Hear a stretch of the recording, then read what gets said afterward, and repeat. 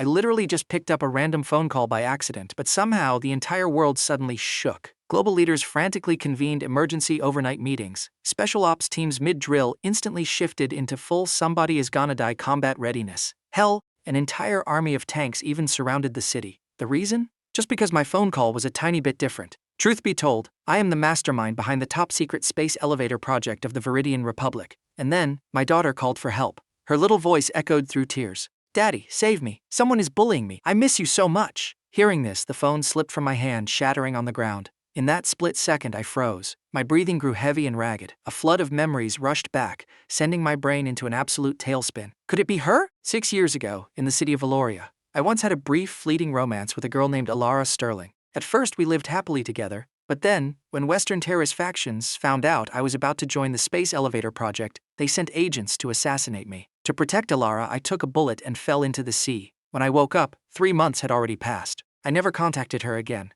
I even wiped out every single piece of my contact info. I was terrified that those enemies would target the woman I loved. Classic hero complex, I know. I figured that after just 1 week together, she would have surely found someone new. But I never expected that Elara Sterling was pregnant. Despite believing I was dead, she kept the baby and raised our child all alone through endless hardships. She even kept a memento of mine in her house, often staring at it while crying silently. Thinking of this, my heart ached fiercely. My entire body stiffened like I had lost my soul. Suddenly, I trembled and spat out a mouthful of fresh blood, because internal trauma loves dramatic timing. A nearby scientist panicked and ran over. "Commander, what the heck is wrong with you? Prepare the fastest jet. I have to go back immediately. I have to save my woman." I couldn't believe it. For all these years, I dedicated my life and soul to the country, yet my wife and child weren't even protected. I truly deserved to die. My voice was hoarse, echoing like it came straight out of hell. I ripped off my lab coat and dashed out of the secret research base. Meanwhile, at the Veridian Science Alliance, Director Eris Mercer was stunned,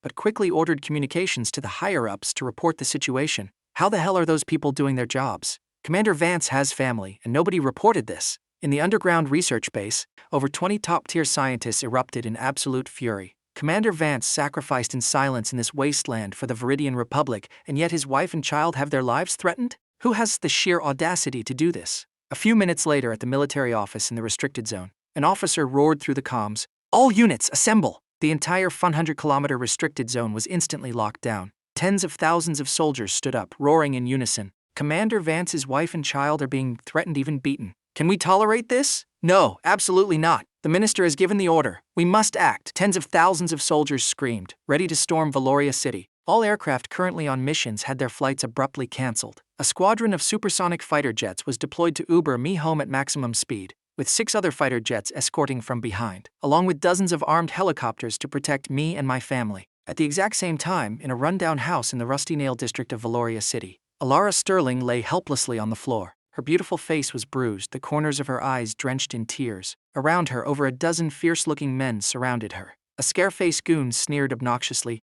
"You cheap trash, don't be ungrateful. Do you know who young Master Thorne is? Being noticed by him is a blessing countless people dream of. Yet you dare to refuse?" Elara smiled faintly, her eyes resolute. "Kaelen Vance, I finally found you. Ever since I met you, I decided it would only ever be you. Even though the Sterling family kicked me out for having a child out of wedlock, I have never regretted it." She recounted how Darius Thorne, after being rejected by her, used dirty tricks to force her into high-interest debt to make her submit. "But even if I die, I won't let him have his way. Maybe in death, I'll finally get to see you," she muttered, going full Shakespearean tragedy. She stared blankly at my picture on the wall, as if seeing me walking toward her with a smile. The scar-faced goon barked, "I'm asking you a question. Answer me." He delivered a slap that sent her sprawling. "Your daughter is in our hands. If you want her to live, obediently listen to young Master Thorne. For trash like you, he'll just play around till he's bored and then toss you away. Oh, and that 6 million debt? You have to pay that too. Shameless, I never borrowed a single penny," Elara screamed. The scare-faced goon smirked smugly. "The young master said time is money. He chased you for over a year.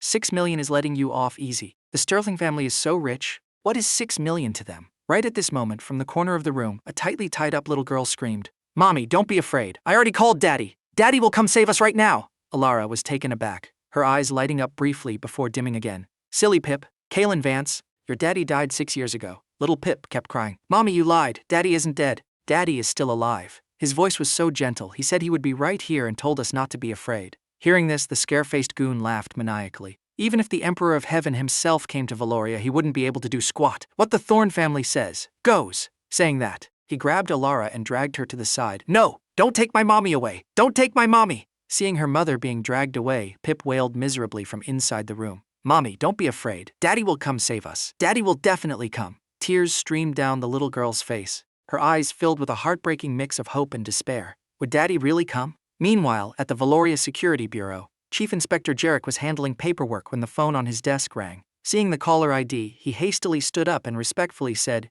"Greetings, Minister. Do you have any instructions?" From the other end, an urgent voice blasted. "Jarek, you've caused a massive disaster." Jarek was dumbfounded. He was always cautious and dedicated. How could he cause a disaster? "Minister, what's wrong? What happened?" In the Rusty Nail District under Valoria's jurisdiction, there's a woman named Elara Sterling renting a house. Just recently, a mysterious group broke into her home and beat her and her child. This incident has alarmed a massive VIP standing behind Elara. Hearing about a home invasion and assault, Jarek froze, his head spinning. Strictly speaking, this wasn't a huge deal. But if it had alarmed the higher-ups, this woman definitely had one hell of a background. What kind of godly background does she have? He thought to himself. The minister's voice continued sternly. "Jarek, I order you to drop all current work. Focus entirely on investigating and handling this case. Mobilize all armed forces in Valoria, fully equipped with live ammunition. When facing the suspects, you don't need to ask for permission. Shoot them dead on the spot. At all costs, you must ensure the safety of Elara Sterling and her daughter. If you don't handle this well, you can kiss your chief inspector seat goodbye." The phone hung up with a click. Jarek's face turned grave. Just what kind of background did this woman have to make the minister issue such a ruthless order? He was practically panicking. "What are you standing there for? Dispatch the police immediately," he roared at a nearby subordinate. But the subordinate didn't budge. Instead, he lowered his voice. "Chief, right now we'd better stay put and do nothing." Jarek was furious. "Stay put? Are you trying to get me killed?" "This is a direct order from the top," the subordinate calmly explained. Elara Sterling is a member of the Sterling family, the main lineage of the family backing the Sterling Automotive Group. Hearing this, Jarek somewhat understood, but remained confused. "But why should we stay put?" The subordinate continued. "Unfortunately, 6 years ago, Elara was expelled by the Sterling family due to a scandal of having a child out of wedlock, and the person behind this current incident is the Thorne family. The news of young Master Thorne chasing Elara for a whole year has spread all over Valoria. It seems he finally lost his patience. Even though the Sterling family is strong compared to the Thorne family, they are nothing, and we absolutely cannot afford to offend the Thorne family." Jarek breathed a sigh of relief, silently thanking his subordinate for the heads up. If he acted right now, wouldn't that mean directly clashing with the Thorne family? The Thorne family in Valoria was a colossal entity, with roots deeply intertwined in both business and politics. They were basically the local emperors. How could a mere chief inspector like him dare to touch them? "Oh, Minister, you've really handed me an impossible math problem." Jarek sighed at his desk, feeling utterly helpless. But he couldn't completely ignore it either, because the Sterling family wasn't entirely a pushover. After pondering for a moment, he slowly said, "All right, send 2 officers to the Rusty Nail District to investigate. Tell them to be careful and not make a mountain out of a molehill." "Yes, Chief." The subordinate left immediately. Jarek exhaled, feeling lucky he had handled it so tactfully. But he had absolutely no idea that the power backing Elara Sterling wasn't the Sterling family. It was an entire nation. At the exact same time, in a minister's office in the capital city of Zenith, Minister Trenton Hayes violently threw a book onto the floor, roaring in pure rage. "Our Veridian Republic prides itself on being one of the safest countries in the world, holding the highest law enforcement power. Yet the family of a top-tier scientist who dedicates himself day and night is having their lives threatened? What a joke! How the hell do you people work? Is the Valoria security chief just sitting around eating air? He can't even manage a small city like Valoria?" Deputy Minister Sinclair stood nearby, hastily saying, "I've already contacted Commissioner Lyle," emphasizing the severity of the situation. "No matter what, before Commander Vance returns, we must resolve this smoothly. Calling the security chief isn't enough." Minister Trenton shook his head and ordered, "Prepare my jet. I'm going to Valoria personally." In the office of the Kaelen Provincial Police Department, Commissioner Lyle was holding his head, pacing back and forth in extreme anxiety. He had just received a call from a deputy minister in the capital, the first time since he took office. Clearly, something massive had happened. Just then, the phone on his desk rang again. The moment he picked it up, an authoritative voice boomed, "Commissioner Lyle, I am Trenton Hayes." Lyle trembled, feeling a cold chill shoot down his spine. Minister Trenton, the highest authority in the Veridian security system, was calling him personally. Minister Trenton spoke sternly. "Skip the pleasantries. Regarding the incident in Valoria, I want you to handle it personally." Lyle stammered, but before he could answer, Minister Trenton roared, "It seems you didn't plan on dealing with it yourself. Do you treat my words like passing wind?" No, Minister. I've already notified the Valoria Security Bureau and emphasized the critical situation." Lyle hurriedly justified himself. Minister Trenton couldn't hold back his anger. Lyle, Elara Sterling and her child had better be safe. I'll tell you the truth, this time, it's not just our security system joining the rescue in Valoria. The military region is involved too. An entire fleet of fully armed tanks and armored vehicles should already be on their way. I'm also getting on a chopper to fly there right now. You better figure things out yourself. Just then, a flurry of urgent knocks hit the door. Lyle opened it, and a panicked subordinate reported, "Commissioner, big trouble. The Aquilon military region just announced that a fleet of tanks and armored vehicles is heading toward Valoria. They requested us to clear the roads for them. Furthermore, a squadron of fighter jets is going to land at the Aquilon airport. They demand we mobilize the entire police force to ensure the safety of the VIP arriving." Hearing this, Commissioner Lyle's vision went entirely black. He frantically grabbed his phone to call back, but only got a busy signal. After failing a few times, his panic peaked, and he screamed, "Everyone, move out! Except for a few on duty, the rest of you follow me to Aquilon immediately." At this moment, the eyes of the entire nation were practically fixed on the tiny province of Aquilon. Meanwhile, at the Valoria Security Bureau, the Eye of the Storm, Chief Inspector Jarek sat in his office, chatting on the phone with someone from the Thorne family. Even though the guy was just the Thorne family's butler, in Aquilon, the Thorne family had set deep roots for decades. Even a butler carried significant weight. "Butler Chadwick, here's the situation. Is it convenient for you to have a word with young Master Thorne? Tell him to tone it down a bit for now? If the higher-ups call me again, I'll be in a really tight spot." A cold chuckle came from the other end. "A tight spot? How about I suggest to the Patriarch that we swap in a new chief inspector for Valoria?" Jarek quickly forced a laugh. "Haha, Butler Chadwick, you know I don't mean it like that.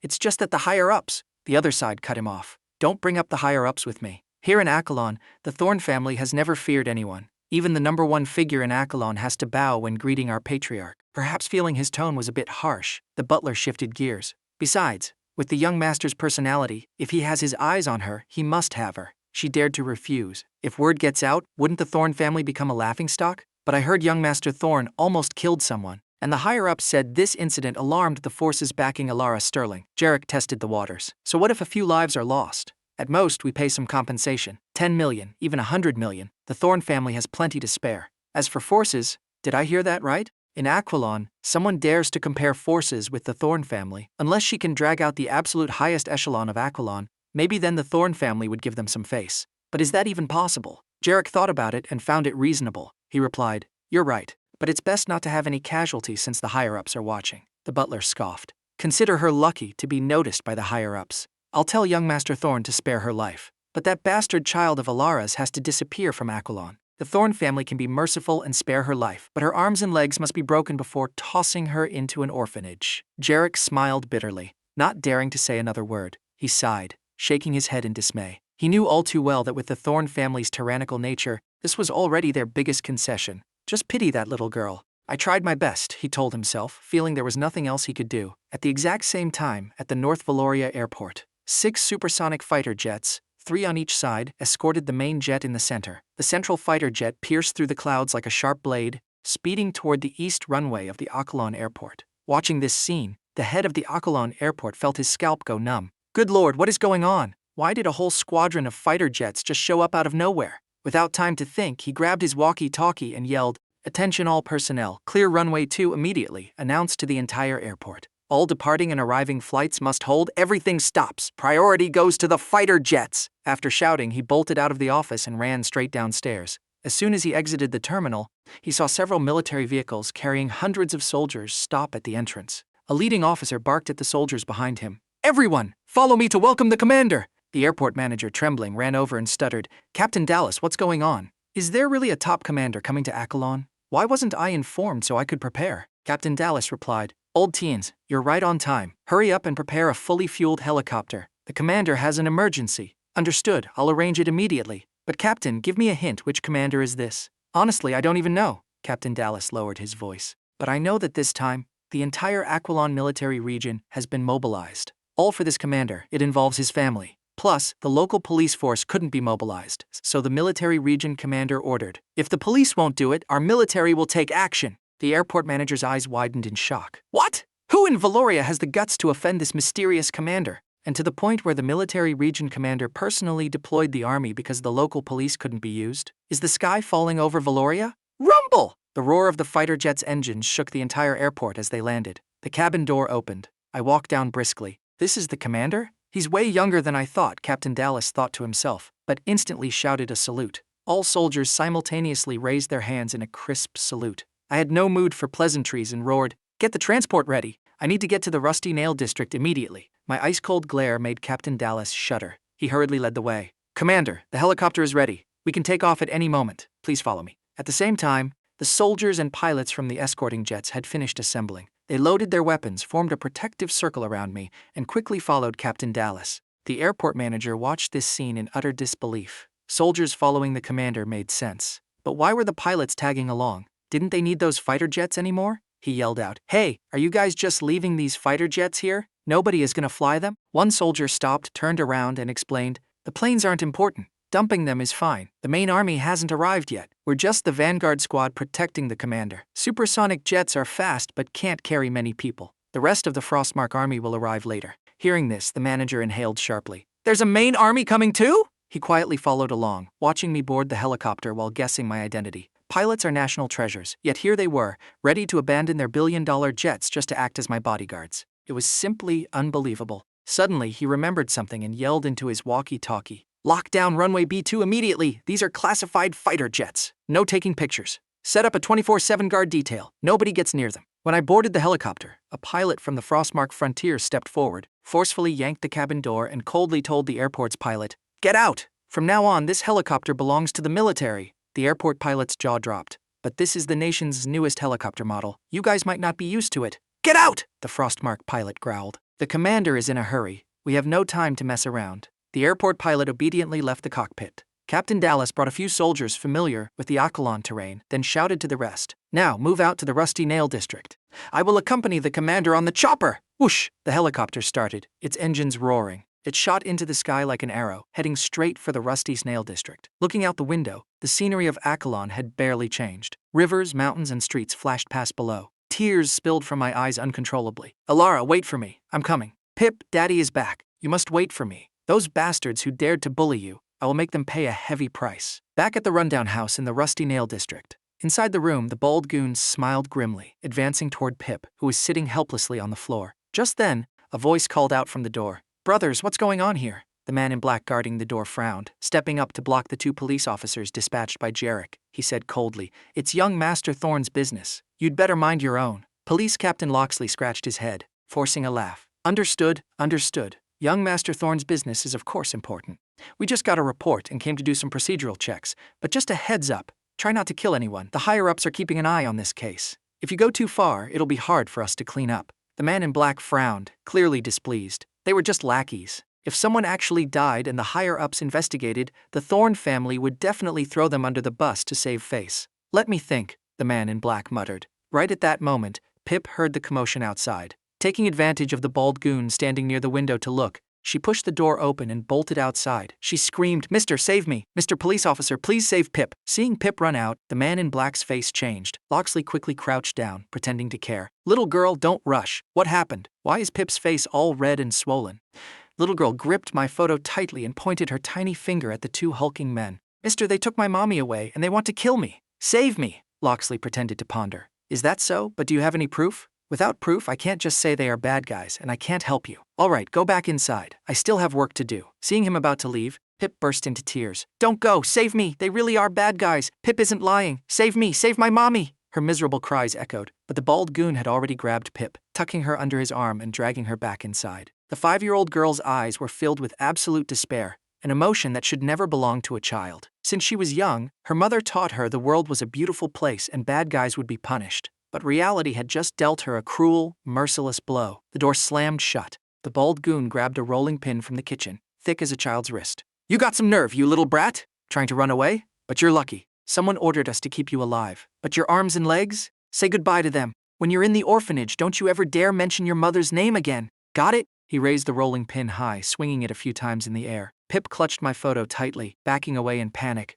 stammering, I got it! Answer me!" he roared, stepping forward and standing right in front of her, continuously slapping her swollen cheeks with his hand. Even without much force, Pip screamed in terror. "Don't hit Pip! Pip is scared! Daddy! Where are you, Daddy? Why haven't you come to save me?" The bald goon sneered, glancing at the photo in her hand. "You little bastard, keep dreaming. Even if he comes, the Thorne family won't spare him. Young Master Thorne already has his eyes on your mother. How could he let another man live? If word gets out, wouldn't the Thorne family become a joke? A vicious glint flashed in his eyes. Suddenly, a deafening roar tore through the sky like a waking lion. A helicopter burst through the clouds, descending with lightning speed. Hearing the noise, Pip sneaked a glance upward, her eyes sparkling with hope as she looked out the window. "Is it Daddy?" Mommy said. "Daddy is a great hero. When I grow up, Daddy will fly down from the sky to see us." Rumble! The helicopter descended to a safe altitude, hovering mid-air. Its spinning blades kicked up a massive storm of dust and dirt. From the chopper, I felt something pull my gaze toward the window of the rundown house. A little girl with a dirty, tear-streaked face caught my eye. Her big, round, bright eyes were looking at me with overwhelming hope and anticipation. Her eyebrows looked exactly like Elara's, gentle yet resilient. Her little nose was incredibly cute, but what made my heart clench in sheer agony was the stubborn look in her eyes. It was exactly like mine. Right then, I noticed the two men in black. One was blocking the door, glaring aggressively at the helicopter. The other was standing over Pip, holding a rolling pin high like a butcher's blade, ready to bring it down on her. My blood boiled instantly. My body ached as if 1,000 venomous bugs were tearing me apart. "That is my daughter! Don't you dare touch her! Pip, get away! Daddy is here!" Not caring whether Pip could hear me or not, I shoved the cabin door open and screamed until my voice went hoarse. Seeing my posture, the pilot panicked. Afraid I'd recklessly jump, he shouted, "Protect the commander!" At the same time, the other helicopters dropped their altitude, hovering just 3 meters above the ground. Through the chopper window, Captain Dallas vaguely saw two figures inside the house. He knew that little girl was definitely my family. This time, he wasn't thinking about earning merit. His heart only surged with an indescribable volcanic rage. On the way here, through a brief chat with the Frostmark soldiers, Dallas learned I was a pivotal figure, someone who could propel the Veridian Republic light years ahead. I had spent my life protecting the country, yet the country couldn't even protect my daughter. Thinking of this, Dallas's eyes turned blood red, as if he wanted to spew the fire of his rage from the depths of his soul. He roared, "Soldiers! Down there is Commander Vance's daughter, and right now she is being threatened by those scumbags. Follow me down and protect the commander's daughter." After shouting, Captain Dallas slung his rifle and jumped straight out of the open cabin door. He didn't bother deploying a rope. He didn't care that jumping from this height could break his legs. Only one thought remained in his mind. Save even a single second, and that little girl would be one fraction safer. The other soldiers also grabbed their rifles and jumped out without a shred of hesitation. Thud, thud, thud. The sound of bodies hitting the ground echoed continuously. Even though some sprained their ankles or even fractured bones, they gritted their teeth, gripped their rifles, and charged toward the house. Dropping their gear and taking a knee, the pilot on my helicopter yelled, "Deploy the rope ladder for Commander Vance. He doesn't have jump training. It's too dangerous." The others continued to jump down, clicking off their gun safeties, fully ready for combat. In the split second before hitting the ground, they universally recalled two images. The first image, the Star Ladder project in the Frostmark frontier. There, a man who loved cleanliness had worked himself to exhaustion for the sake of experiments and data, collapsing in the research lab, living a life of disheveled chaos. He was like that 6 years ago. He was still like that today, never once giving up. The second image, the tender look in my eyes as I looked at my daughter from the helicopter. Those two images intertwined, making the soldiers swear that no matter the cost, no matter who stood in the way, they would unleash everything to get justice for me, even if it cost them their lives. I quickly slid down the rope ladder. In front of the house, the bald goon, hearing the commotion, ran outside. Seeing the scene before him, he froze, paralyzed, his eyes glazed over. Helicopters hovering in the air, soldiers with rifles jumping down as if death was a myth. In a flash, over a dozen black gun barrels were pointed directly at him. Then, a few limping soldiers rushed forward, violently tackling him to the ground. He didn't dare resist. His mind was blank, utterly clueless as to what was happening. The sunset light pierced through the window, illuminating Pip's youthful face. She sat there, dumbfounded, as if she couldn't believe her eyes. In her most dangerous moment, these uncle soldiers descended like heavenly warriors, riding the sunset from the sky to save her. And there was an uncle looking at her, tears streaming down his face. Was that Daddy? Pip sat on the floor, curiously looking at the tearful man walking briskly toward her. When she got a clear look at my face, she screamed, "Daddy, it's Daddy!" Mommy said Daddy is a superhero. As long as Pip is a good girl, Daddy will fly down from the sky to see me. Pip was a very good girl, so Daddy really came to save me. Pip's eyes brimmed with tears. She clumsily stood up and bolted toward me like a little baby bird. She couldn't be mistaken. Ever since she was old enough to understand, her mother had pointed at the photo and told her that was Daddy, the best Daddy, a superhero. Seeing me, Pip was certain her daddy had returned. Even though they hadn't met for 5 years, there was no distance between them. In her innocent heart, her father's image had lived with her every single day, all thanks to her mother's stories. In a flash, Pip buried herself in my chest, hugging me tight like a little koala. I choked back a sob, weeping softly. "Daddy is here! Daddy is here!" Looking at Pip, trusting me so completely, my heart felt like it was sliced open. "It's all Daddy's fault. I'm so sorry. I'm sorry Daddy didn't find you sooner. It's all my fault," I said, consumed by regret and self-blame. In front of my woman and my daughter, I couldn't say anything, but I'm sorry. Pip looked up, using her tiny hands to wipe the tears from my cheeks, and whispered, "Daddy, don't cry. Daddy is a superhero. Superheroes don't cry." I nodded, fighting back the tears, and forced a smile for the little girl in my arms. Suddenly, I noticed the swollen red mark on Pip's cheek. My heart clenched. From the helicopter, I thought it was just dirt, but now I realized it was an injury. Daddy isn't crying. But tell Daddy, what happened to this injury? Does it still hurt?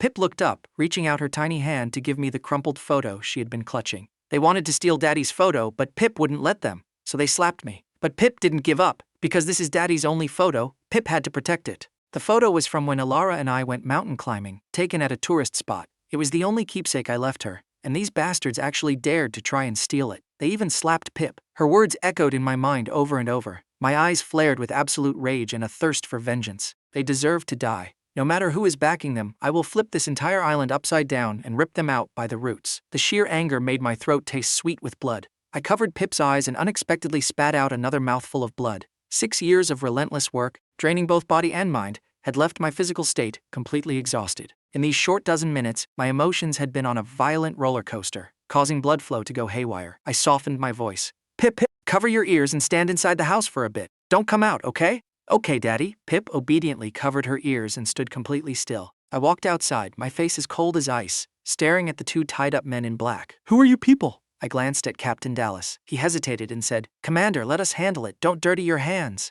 Dallas cocked an automatic rifle and respectfully handed it to me. I took the rifle and jammed it straight into the bald goon's chest. I'll ask one more time. Speak. The bald goon felt the murderous intent radiating off me and panicked. Don't!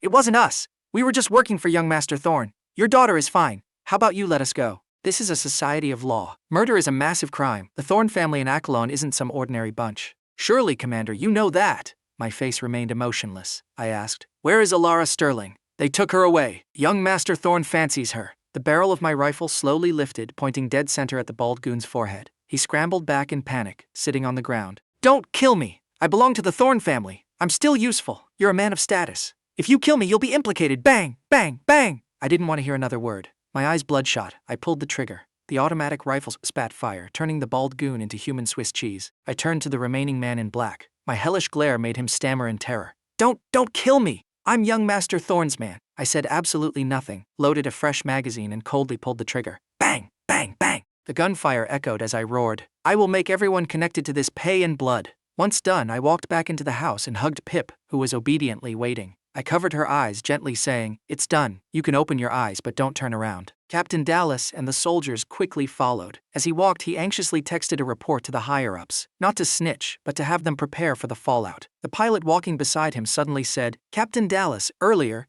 you planned to pull the trigger yourself to take the blame for Commander Vance, didn't you? Dallas nodded, sighing. Exactly. So many people rely on the commander. How could we let him carry this burden? The pilot shook his head. You're overthinking it. 2 scumbag lives mean absolutely nothing. Mark my words. This time, even if Commander Vance flips Kaelen upside down, no one will dare punish him. The commander dedicated his entire life to the Veridian Republic. The country needs him. No matter who stands in his way, no matter how terrifying their power, as long as the commander requires it, the soldiers of Veridia will gladly lay down their lives to obliterate them right in front of him. Dallas froze, staring at my back in absolute awe. The pilot also looked at me, his eyes full of deep respect. Someone who has done so much for the nation, how could he be humiliated like this? Just watch. These 2 lives are merely the appetizers for a much grander play. Dallas shuddered. On the way here, he had heard whispers of the forces backing me, thinking he understood it somewhat. Now he realized he hadn't even scratched the surface. Meanwhile, just outside the Rusty Nail District, Police Captain Loxley and a few officers were cowering inside a car with the engine turned off.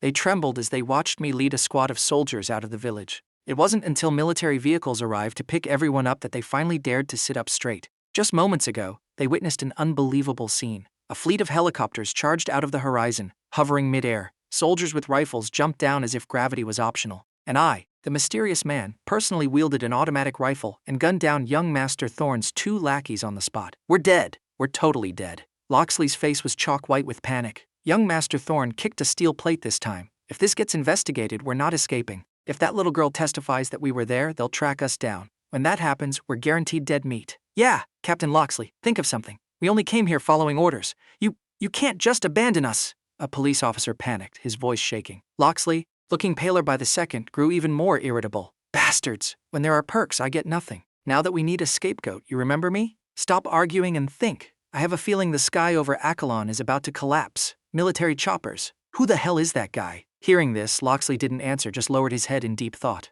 A few minutes later, he looked up, his voice hushed. Think about it. With the chief's power, can he even protect us? Are you joking? An officer shook his head. That was the military. Coming to the Rusty Nail District was the chief's arrangement. If he can't even protect himself, he'll be like a mud statue crossing a river. He won't even survive. The officers gasped, recalling the bloodthirsty aura of those soldiers. Their terror multiplied. Then what do we do? Should we contact Chief Jarek first and see if he has a plan? Someone suggested. The thought of making contact was terrifying, but they nodded. That's our only choice. Meanwhile, at the Thorne family mansion, Lucius Thorne turned to Butler Chadwick and ordered, "Call the young master. Tell him to be careful not to capsize his boat in a ditch. Tell him to stay safe." Butler Chadwick nodded and hurried off to do it. Lucius leaned back in his chair, deep in thought. He grabbed his phone, wanting to figure out who this stubborn bastard was to decide how to deal with him. If the guy had no backing, Lucius would ensure he never left Kaelen alive. But if he was a big shot, Lucius would handle it delicately, though he'd still skin the guy alive for the insult. Lucius made several calls to his high-ranking, powerful friends. Oddly enough, no one knew the identity or background of this mysterious man. What was even weirder was that they all seemed to intentionally dodge the question, as if afraid of getting tangled in a mess, and quickly hung up. Lucius frowned. Looks like this brat isn't ordinary. Even these old foxes are acting like grass bending in the wind. But he figured that the more powerful the guy was, the more crushing him would solidify the Thorne family's prestige. This was a perfect opportunity to assert dominance. Lucius tapped his fingers heavily on the desk, then made one more call. After a long wait, the call connected. A deep voice spoke. "I told you, unless it's a sheer emergency, do not call me." Lucius forced a smile. "Big bro, while it isn't an absolute emergency." "Don't call me big bro," the voice interrupted. "Ever since joined the Huxley family, I have nothing to do with the Thorne family. Call me Minister Huxley." A flash of annoyance crossed Lucius's eyes, but he kept smiling. "Minister Huxley. Right now, although it isn't critical, the Thorne family is facing an existential threat. If you don't lend a hand, I'm afraid the Thorne family will be wiped off Kaelen. When that happens, both of us will be homeless." The other end went silent for a long time before slowly answering, "Speak." Lucius recounted the entire incident from start to finish. The phone went silent again for a few minutes. Then the voice returned. "You said he arrived in Kaelen on a helicopter with Captain Dallas? If so, you're thinking too simply. This can't be resolved with just provincial-level connections." Lucius frowned. "What do you mean? Provincial officials can't directly command the military. Only someone inside the Kaelen military region could make Captain Dallas act. In other words, the guy you're dealing with has military backing." Lucius's eyes turned icy as he muttered, "I didn't expect to underestimate him. He actually has ties to the military." Minister Huxley's paused, then continued, "But he only managed to mobilize a single captain. His power might not be that immense. In Kaelen, I have a godfather who is currently the chief secretary of the Kaelen military region. He is highly respected by the military commander. I will contact him and ask him to step in and handle this." Lucius was stunned. He hadn't expected this big bro, who hadn't returned to Kaelen in over a decade, to have such deep connections. He only knew a regiment commander in the military. Yet Minister Huxley casually name-dropped the chief secretary. Truly, power that reached the heavens. I must cling tightly to this big bro's leg, Lucius calculated mentally, then added, "Oh, the guy apparently has ties to top provincial officials too. Commissioner Lyle personally called to check in." "No matter. I'll handle it," Minister Huxley replied indifferently. "Although I am only the Minister of Propaganda, working in Zenith means even provincial officials have to give me face." "Fantastic, thank you, big bro. With you stepping in, everything is sorted," Lucius rejoiced. "Save the sweet talk, just manage the Thorne family properly. This is the last time. If that son of yours causes another massive disaster, I won't help. Lest one day he causes a catastrophe that not only drags the Thorne family down but takes me with you." "Big bro, you exaggerate! Little Darius is just an overgrown kid. You're a minister in Zenith, how could he possibly drag you down? You're giving him too much credit." "I'm not joking. You better discipline him yourself. Rest assured, big bro, I've already decided to lock him up on the island and not let him go out causing trouble anymore. Are you at ease now?" At the same time, on the provincial highway in western Kaelen, a Mercedes convertible led a convoy of over 40 vans and BMWs speeding down the road. Inside the car, Darius Thorne had just finished a call with Butler Chadwick. His face was pitch black. "Bastard! Could it be the guy backing Elara Sterling? He actually dared to kill my men. Have we found out who he is yet? Is it the Sterling family? The nerve, going against the Thorne family for a bitch? Are they tired of living?" Butler Chadwick patiently advised, "Young master, for now you should head home and lay low. Call more people to protect you. The Patriarch is making calls to handle this. During this time, make absolutely sure the enemy doesn't catch you." Darius nodded and hung up. Despite his arrogance, when his life was threatened, he was very cautious. He immediately called his buddies. "Buster, I'm near the Western Provincial Highway. Bring some guys to back me up right now. Bring weapons. The more people, the better. Someone is trying to mess with me. What? Someone's messing with you. Are you kidding? Who the hell in Kaelen dares to touch young Master Thorne? Did they eat a leopard's gall for courage? Hold on, I'm on my way! After a few more calls, Darius let out a sigh of relief, feeling safe again. Looking at the 100+ thugs around him, plus another 100 on the way, he was supremely confident. With nearly 300 people protecting me, I refuse to believe this guy can flip the sky. He was curious about who this guy was and what his background was to dare oppose him. Was it really because of Elara Sterling? If so, I'll teach him a lesson. Daring to fight me over a woman? He clearly doesn't know the meaning of death. In Darius's eyes, the Thorne family was the literal sky of Kaelen, a deeply ingrained belief since childhood. Even if he took a temporary loss, as long as the Thorne family had his back, nobody could touch him. Touching Darius Thorne meant slapping the Thorne family in the face. His father and the entire clan would never forgive it. But just to be safe, he decided not to return to his main base immediately. He was afraid the enemy knew the location and set an ambush. He stopped to wait for all his backup to arrive before continuing. In another car, Elara Sterling stared blankly at the unfamiliar surroundings. Her heart was in a panic, but she didn't dare ask anything. She only worried about Pip, not knowing if her daughter was safe. As for her own fate, she couldn't care less. Over the years, she had grown used to suffering. Death might actually be a release for her. But she feared that if she died, Pip was too young to survive alone. She couldn't rest easy. Thinking of this, utter despair washed over her. Suddenly, the roar of engines filled the air as dozens of cars arrived one after another. Seeing the backup arrive, Darius finally let out a long exhale. After greeting them, he walked over to Elara's car and growled, "You bitch! Looks like you've got some solid backing in Kaelen. Somebody actually dared to mess with me for you. Speak! Is it the Sterling family? Did you beg them to come at me? Right?" Elara jolted. In that moment, she remembered what Pip had screamed before she was taken away. "I already called Daddy. Daddy will come save us. Is it him? Is he really still alive?" But then she sighed, convincing herself it was impossible. She was afraid of hoping too much only to receive absolute despair in return. As for the Sterling family Darius mentioned, she thought that was even more unrealistic. She had never contacted them,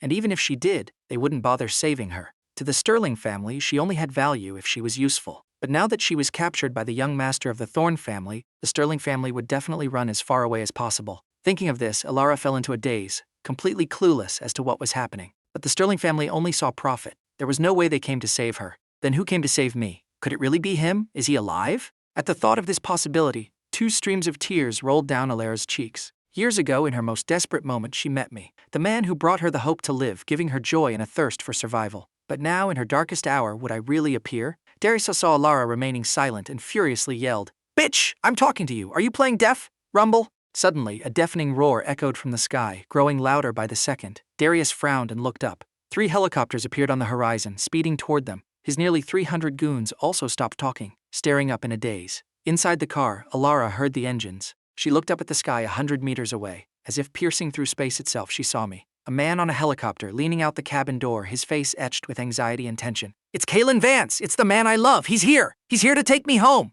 Elara burst into tears. A smile mixed with weeping, like pear blossoms in the rain. She remembered the story she used to tell her daughter. Daddy is a superhero who will fly down from the sky to punish the bad guys. And now here I was, exactly like the story, arriving from the sky. Unable to hold back, Elara shoved the car door open and bolted out like a madwoman, running toward the helicopter. She waved her arms with all her might, just praying I would see her. On the helicopter, I was crying too. Looking at the familiar silhouette below, I realized she had lost a lot of weight, though her maturity was more evident. But her messy hair and the bruises on her face made the killing intent inside me explode once more. "Elara! I'm here!" "Wait for me," I roared. Hearing my voice, Elara wailed, too overwhelmed to even speak, waving her arms even harder. Hearing the crying, Darius snapped out of his daze, furious. "Motherfucker! Drag that bitch back here! Arriving in a chopper? That bastard must have some serious backing. He wasn't stupid." Even though he had offended someone, his only option now was to use Elara as a hostage to avoid being a sitting duck. But his goons were frozen, stammering, Young master. Those look like special ops. They have guns.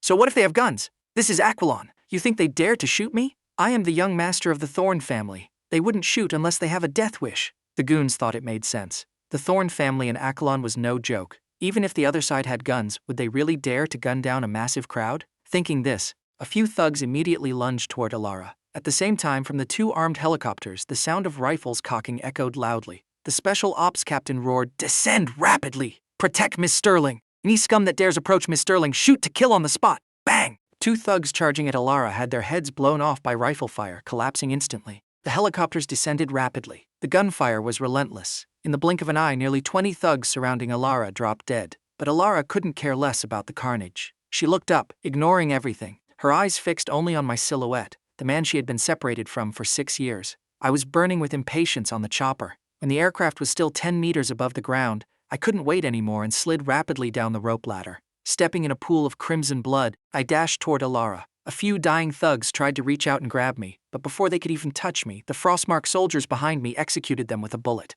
I paid no mind to the gunfire. In my eyes there was only Elara Sterling. Running up to her, I threw my arms open and pulled her tightly into my embrace. "Is it you? It's really you. Kaelen Vance. I missed you, Kaelen. Hug me tight. Don't let me wake up from this dream. Don't ever leave me again, okay?" Elara's tears soaked my shirt. For years, she had endured endless grievances. Unlike Pip, who could cry and rely on her mother, Elara was an adult with absolutely no one to share her burdens. The Sterling family considered her a disgrace and kicked her out. She raised Pip all by herself. Through all the hardship and the gossip, she carried it entirely on her own shoulders. Without me by her side, she had no one to confide in. But now in my arms, she found the sense of security she had lost for so long. My voice went hoarse as I held her tight. "It's all my fault. I was too late. If I had known earlier, I would never have let you suffer like this. Because of my special status after the incident that year, I was afraid you'd be implicated, so I left quietly. I never expected that decision would lead to today. I'm sorry, Elara. I'm so sorry. It's all my fault." Elara listened quietly. Seeing my self-blame, she suddenly smiled.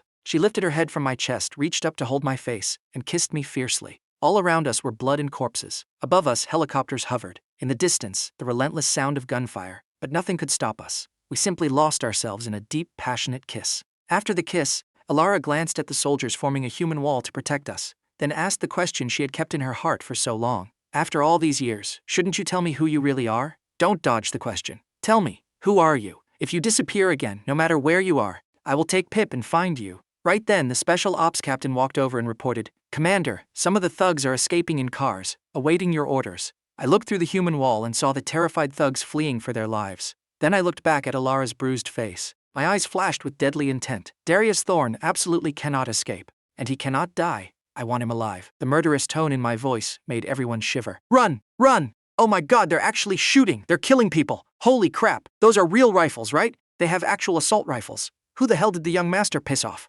This is too brutal!" Darius Thorne's goons clutched their heads, scattering in absolute panic, wailing miserably, wishing they could sprout extra legs. Just moments ago, they were laughing and joking. Yet after a single gunshot, their buddies' heads exploded. A scene, straight out of a movie, was playing out in real life right in front of them. No one could stay calm. They thought it was just a gang brawl. They thought with numbers, no one would dare do anything. But the relentless gunfire shattered all their illusions. They felt like they were staring death in the face, completely paralyzed by fear. Darius Thorne was also driving his car away, trembling uncontrollably. "Who is he? Who the hell is he? He can't be from Kaelen. Kaelen doesn't have a big shot like this. Bastard, he's actually shooting. I have to get home. Only home is safe. I refuse to believe anyone dares to come to the Thorne family and kill people." He slammed the gas pedal, steering his convertible off the Western Provincial Highway and onto a narrow road leading to Mount Cloudfall, the shortest route home. The closer he got to home, the brighter his eyes shone, the flames of revenge burning fiercely. He swore he would make me pay a heavy price. But right then, a strange noise echoed from ahead.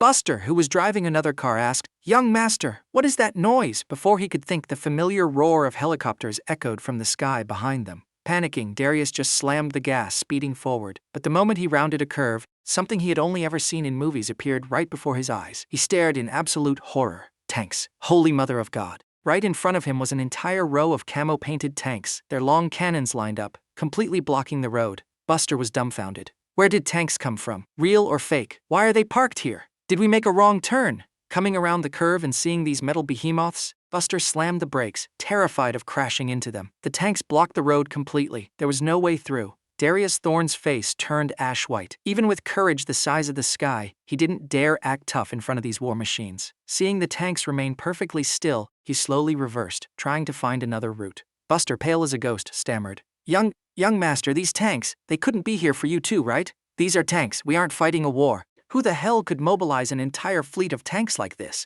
Even the Thorne family couldn't do this in Kaelen. They must be doing military drills or something, right?" His words weren't just to comfort Buster, but to desperately reassure himself. Darius whispered, trying to convince himself too. These tanks showing up out of nowhere, perfectly blocking the road home, made it impossible not to overthink. But the tanks couldn't possibly be for him. He just kidnapped a woman. Helicopters were already overkill. Tanks? No way. Absolutely impossible. Thinking this, he reversed the car to keep his distance, planning to turn back to the provincial highway and find another way home. But when he glanced in the rearview mirror, he froze. Those familiar Mercedes cars, the cars his goons had abandoned at the scene, were speeding toward him, barely dozens of meters away. Damn it! Darius panicked. He had just barely escaped. He couldn't let them catch him. They were too ruthless. Recalling the sight of his men getting gunned down, terror flooded his eyes. Going back meant certain death. His car would be turned into a honeycomb. He swore that if he survived this, he would immediately buy a bulletproof car. With no other choice, he drove toward the stationary tanks and stopped nearby. Sticking his head out the window, he yelled, "Hello, I am Darius Thorne, the only son of the Thorne family's patriarch in Kaelen. Please make way. Someone is trying to kill me behind me. Just let me pass, and the Thorne family will reward you handsomely." Just then, the hatch of the leading tank popped open. Darius was thrilled, thinking his shouting worked. He quickly opened his car door, ran over, and spoke hurriedly. "Big bro, I am from the Thorne family. My dad is the patriarch. Please move the tank and let me through. Someone is chasing me. When I get home, I'll make sure the Thorne family compensates you heavily." But the soldiers stepping out of the tank acted as if they hadn't heard a word. They stood straight as pillars, their eyes burning as they stared at the approaching Mercedes convoy. When the cars stopped, I stepped out of one of the Mercedes. Instantly, the soldiers in front of the tanks raised their hands in unison, saluting and roaring. "Greetings, Commander. The 7th Company of the Kaelen Military Region reporting. Awaiting your orders." Like a bolt of lightning to the brain, Darius Thorne was paralyzed. Awaiting his orders? These people, tanks, were all called here by him? He stared blankly at the row of colossal tanks, feeling the air turn thick and suffocating. I returned the salute to the soldiers, then said coldly, "I want him alive." Panicking, Darius scrambled to jump into his car to escape, but the soldiers simultaneously raised their rifles, shooting out his tires. They marched forward using the butts of their rifles to smash the windows of his billion-dollar supercar. Darius screamed in terror, pounding on the door, but the soldiers dragged him out like a helpless chicken and tied him up. With this, the rescue of Elara Sterling temporarily concluded with a perfect ending. As for Darius Thorne's lackeys, I didn't spare a single one. Those who tried to flee in cars were sniped by the gunners on the helicopters. The rest were captured by the soldiers left behind. In a mansion on Mount Cloudfall, Lucius Thorne heard the report from his subordinate, and his face changed drastically. "What? Little Darius was captured. They got some real nerve, daring to touch my son. You little punk, I want you dead." Meanwhile, at a heavily guarded hospital, I had arranged for Elara to be taken there to take care of Pip, but the reckoning with the Thorne family had just begun. At a location in the western suburbs, Darius Thorne had his hands and feet bound, kneeling on the ground. Despite this, he glared at me aggressively and roared, "I advise you to let me go. I am Darius Thorne, the only son of the Thorne family. If you touch me, the Thorne family will spare no expense to annihilate you. You're a guy with power, so you should know how strong the Thorne family is. Honestly, there's no deep blood feud between us. There's no need to fight until both sides are destroyed. I admit, taking your woman was wrong, but I didn't do anything to her, and you already killed so many of my men. We're even, right? For high society people like us, profit is what matters most. Is one woman really worth risking our lives over? High society?" I sneered. I turned around and ordered, "Give me a knife." A Frostmark soldier immediately pulled out a military combat knife and respectfully handed it to me. I took the knife and walked toward Darius. He panicked, about to beg for mercy, but then he thought, if I show weakness, he'll think the Thorne family is weak. Will he just kill me right now? After a moment of hesitation, he yelled, "Don't think you can scare me. I'm the young master of the Thorne family. You and these stinking soldiers daring to kill people is abuse of power. It's a massacre. You're done for. If you don't let me go, public opinion will explode. No matter how much power you have, no one can protect you. Let me go now. I promise the Thorne family will help you cover this up so word doesn't get out. You deserve to die." Before Darius could finish his sentence, a blood-curdling scream echoed. I stabbed the knife straight into his lower nether regions, then pulled it out. Crimson blood spurted out, trailing down the gleaming blade onto the floor. Darius squealed like a slaughtered pig. I took the phone I found on him and called Lucius Thorne directly. "Darius Thorne is in my hands. I'm giving you 2 choices. 1. Darius Thorne dies. Everyone involved in this confesses and accepts their punishment. You personally come to beg for forgiveness and this matter ends. 2. You can try to avenge your son. Let's see if the Thorne family has what it takes." On the other end, Lucius Thorne's breathing was heavy. After a long silence, he exploded. "Who gave you the balls to take my son? If a single hair on his head is harmed, I will chop you into 100 pieces and leave you without an intact corpse. In Kaelen, no one acts tough with the Thorne family. Who the hell are you? Are you looking for death?" I calmly replied. "As expected, you chose the second path. Well then, you can listen to your son's voice one last time." I placed the phone in front of Darius, who was currently writhing in agonizing half-dead pain. "Save me, Dad, save me! He stabbed me! Kill him! You have to kill him!" Standing beside him, I drove the knife directly into his chest. The blade flashed, sinking deep. Before today, I was just a scientist, a researcher who had never killed anyone. But today, including Darius Thorne, I had taken 3 lives. Once you step onto this blood-soaked path, there is no turning back. "Little Darius, how are you? Speak, what did you do to him?" You bastard! Answer me! What did you do to my son? Lucius screamed into the phone, seemingly guessing the grim reality. I spoke coldly. I ended his pain, and let me remind you, you chose the second path. Darius Thorne's death is only the beginning. From now on, the Thorne family in Kaelen ceases to exist. You can use all your power to seek revenge, or wait for me to come to you. Oh, and I am Kaelen Vance. After speaking, I hung up the phone and turned to leave. On the floor, Darius Thorne lay in a pool of blood, his breathing weak, nearly extinguished. Captain Dallas stood waiting nearby. Seeing I was done, he stepped forward and handed over a tightly sealed USB drive. Commander, this is the evidence of the Thorne family's crimes in Kaelen over the past few years. Just Lucius and Darius alone have committed over 7 murders, rapes, along with massive money laundering, tax evasion, and bribery.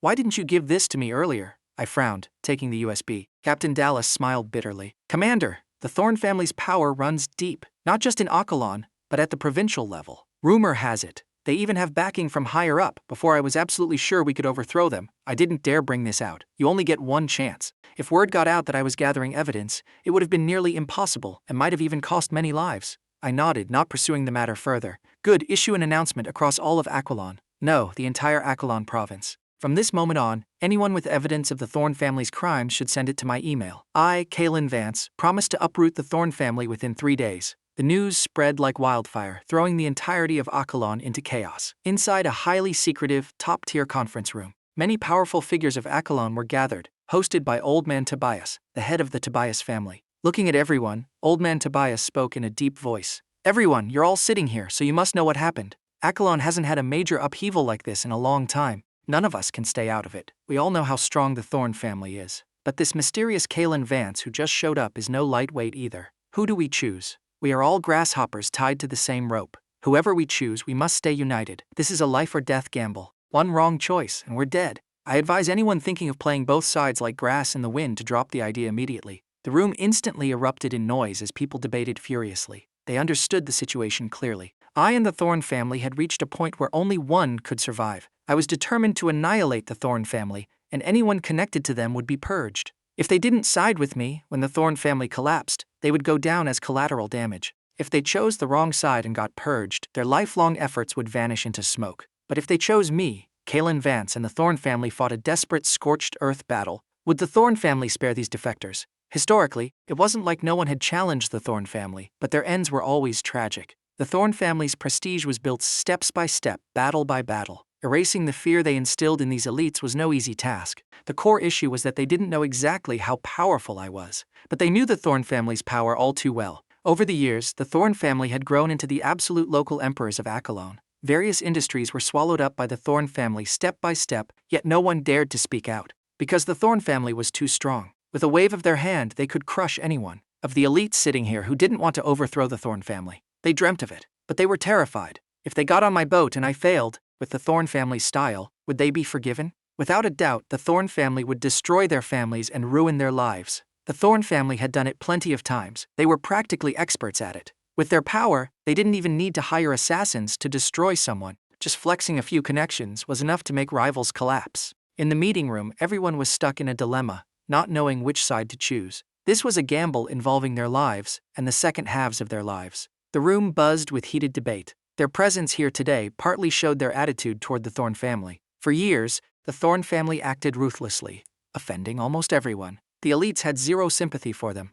They only prayed the Thorne family would collapse instantly. Almost everyone in the room held evidence of the Thorne family's crimes, just waiting for the day to use it. But fear kept them from stepping forward. Old Man Tobias smiled bitterly, helplessly, saying, "What are you all deciding? We can't just delay forever. Time is running out." Just now that old bastard from the Thorne family issued an ultimatum. He gave me 2 hours to go meet him. He's forcing us to pick a side or bear the consequences. Damn it, he ordered me to go too. Turns out he sent a message to all of us. What do we do now? I want to stab that old fart to death. He treats us like what? Dogs calls us and we come, shoos us and we leave. He's really pushing us into a corner. Is the Thorne family not afraid we'll fight to the bitter end? Should we go or not? Going is out of the question. Going means telling Kaelen Vance we chose the Thorne family. If Kaelen Vance wins, we're dead. Exactly. We've been bullied by the Thorne family for years and now we have to be buried with them? We only have 2 hours. That old bastard intentionally gave us no time to think. Can't go, can't stay. What the hell do we do? As Old Man Tobias finished speaking, the room fell into chaos. The elites felt like their heads were going to explode.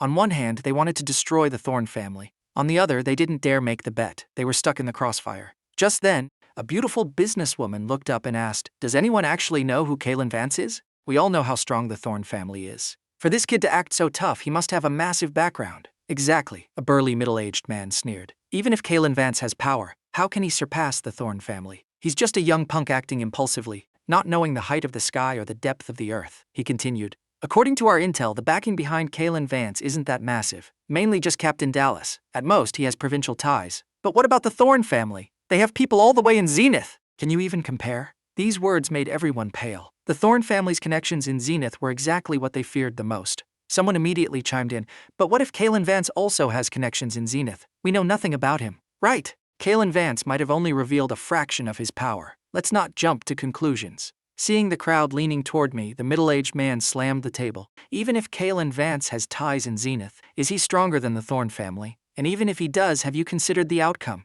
When you get involved with big shots in Zenith, do you really think they will fight to the death over us bottom feeders? When that happens, the ones who suffer are still us small fry." His words darkened everyone's expressions. They had navigated the business world for years. They were all old foxes. They instantly understood the problem. Whichever side they chose, a good ending was highly unlikely. So what now? Is there really no other way? Someone sighed. The middle-aged man lowered his voice. "Unless Kaelen Vance not only has ties in Zenith but also in the military, or even has the backing of the entire nation, only then would the Thorne family be no match for him." He shook his head, trailing off. "But that's purely fantasy. Who could possibly be that powerful? Sounds like a fairy tale." Just as everyone hit a dead end, urgent knocking echoed on the door. The Tobias family's butler rushed in, panting heavily. "Patriarch, big trouble. Something massive happened. What's the rush? Speak slowly. What's so big?" Old man Tobias was already irritated. Seeing the butler panic made him more annoyed. The butler hastily said, "Patriarch, just now, the head of the Sterling family, Alden Sterling, tried to convince his daughter Elara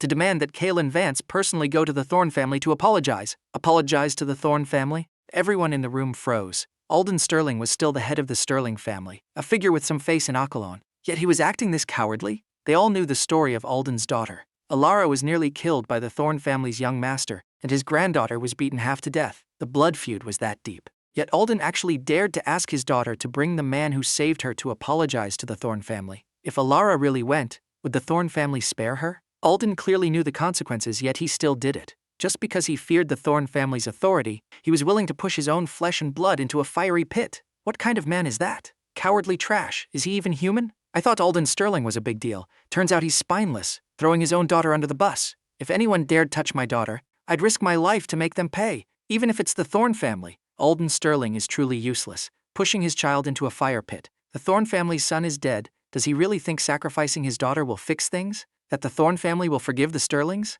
The room erupted in condemnation. Old man Tobias listened quietly, saying nothing. He suddenly thought of himself. Wasn't he just like Alden Sterling today? He had endured humiliation his whole life. Was he going to continue being a coward? His cloudy eyes slowly turned sharp. He knew this was likely his last chance to fight back. He just hoped Kaelen Vance was truly strong enough. As the crowd buzzed, the butler put down his phone and continued his report. "Patriarch! Breaking news! Elara Sterling rejected Alden's demand. After that, Alden personally led the Sterling family to the Thorne family mansion. The Sterling family publicly announced they are severing all father-daughter ties with Elara. They are siding with the Thorne family, ready to sacrifice blood ties for righteousness. Furthermore, they are collaborating with the Thorne family, using all their power and connections to destroy Kaelen Vance." The moment he finished, the room fell into an eerie silence. The elite's eyes flickered, each harboring their own calculations. With the Sterling family joining in, the Thorne family's power just grew even larger. Right then, a bald CEO stood up and said decisively, "I've made my choice. I choose the Thorne family. Kaelen Vance cannot shake this behemoth. You guys are on your own." He turned to leave immediately, unwilling to waste another second. "CEO Niles, don't rush. We should discuss this more."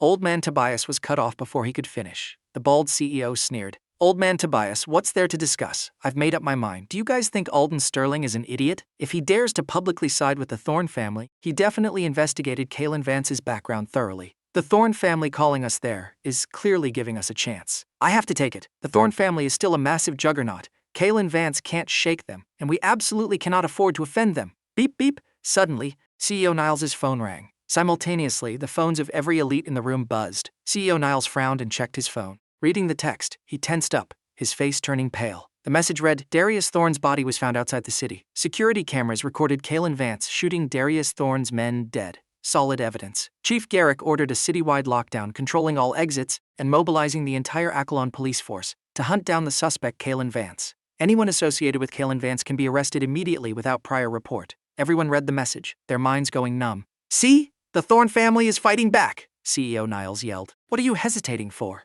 Kaelen Vance is now a wanted criminal. If he gets caught, what can he do? He's finished daring to fight the Thorne family. Is he even worthy? Just one text message plunged the elites into absolute terror. That was the power of the Thorne family, locking down the entire city in an instant. Whoever this Kaelen Vance was, before the fight even started, he was already a wanted criminal.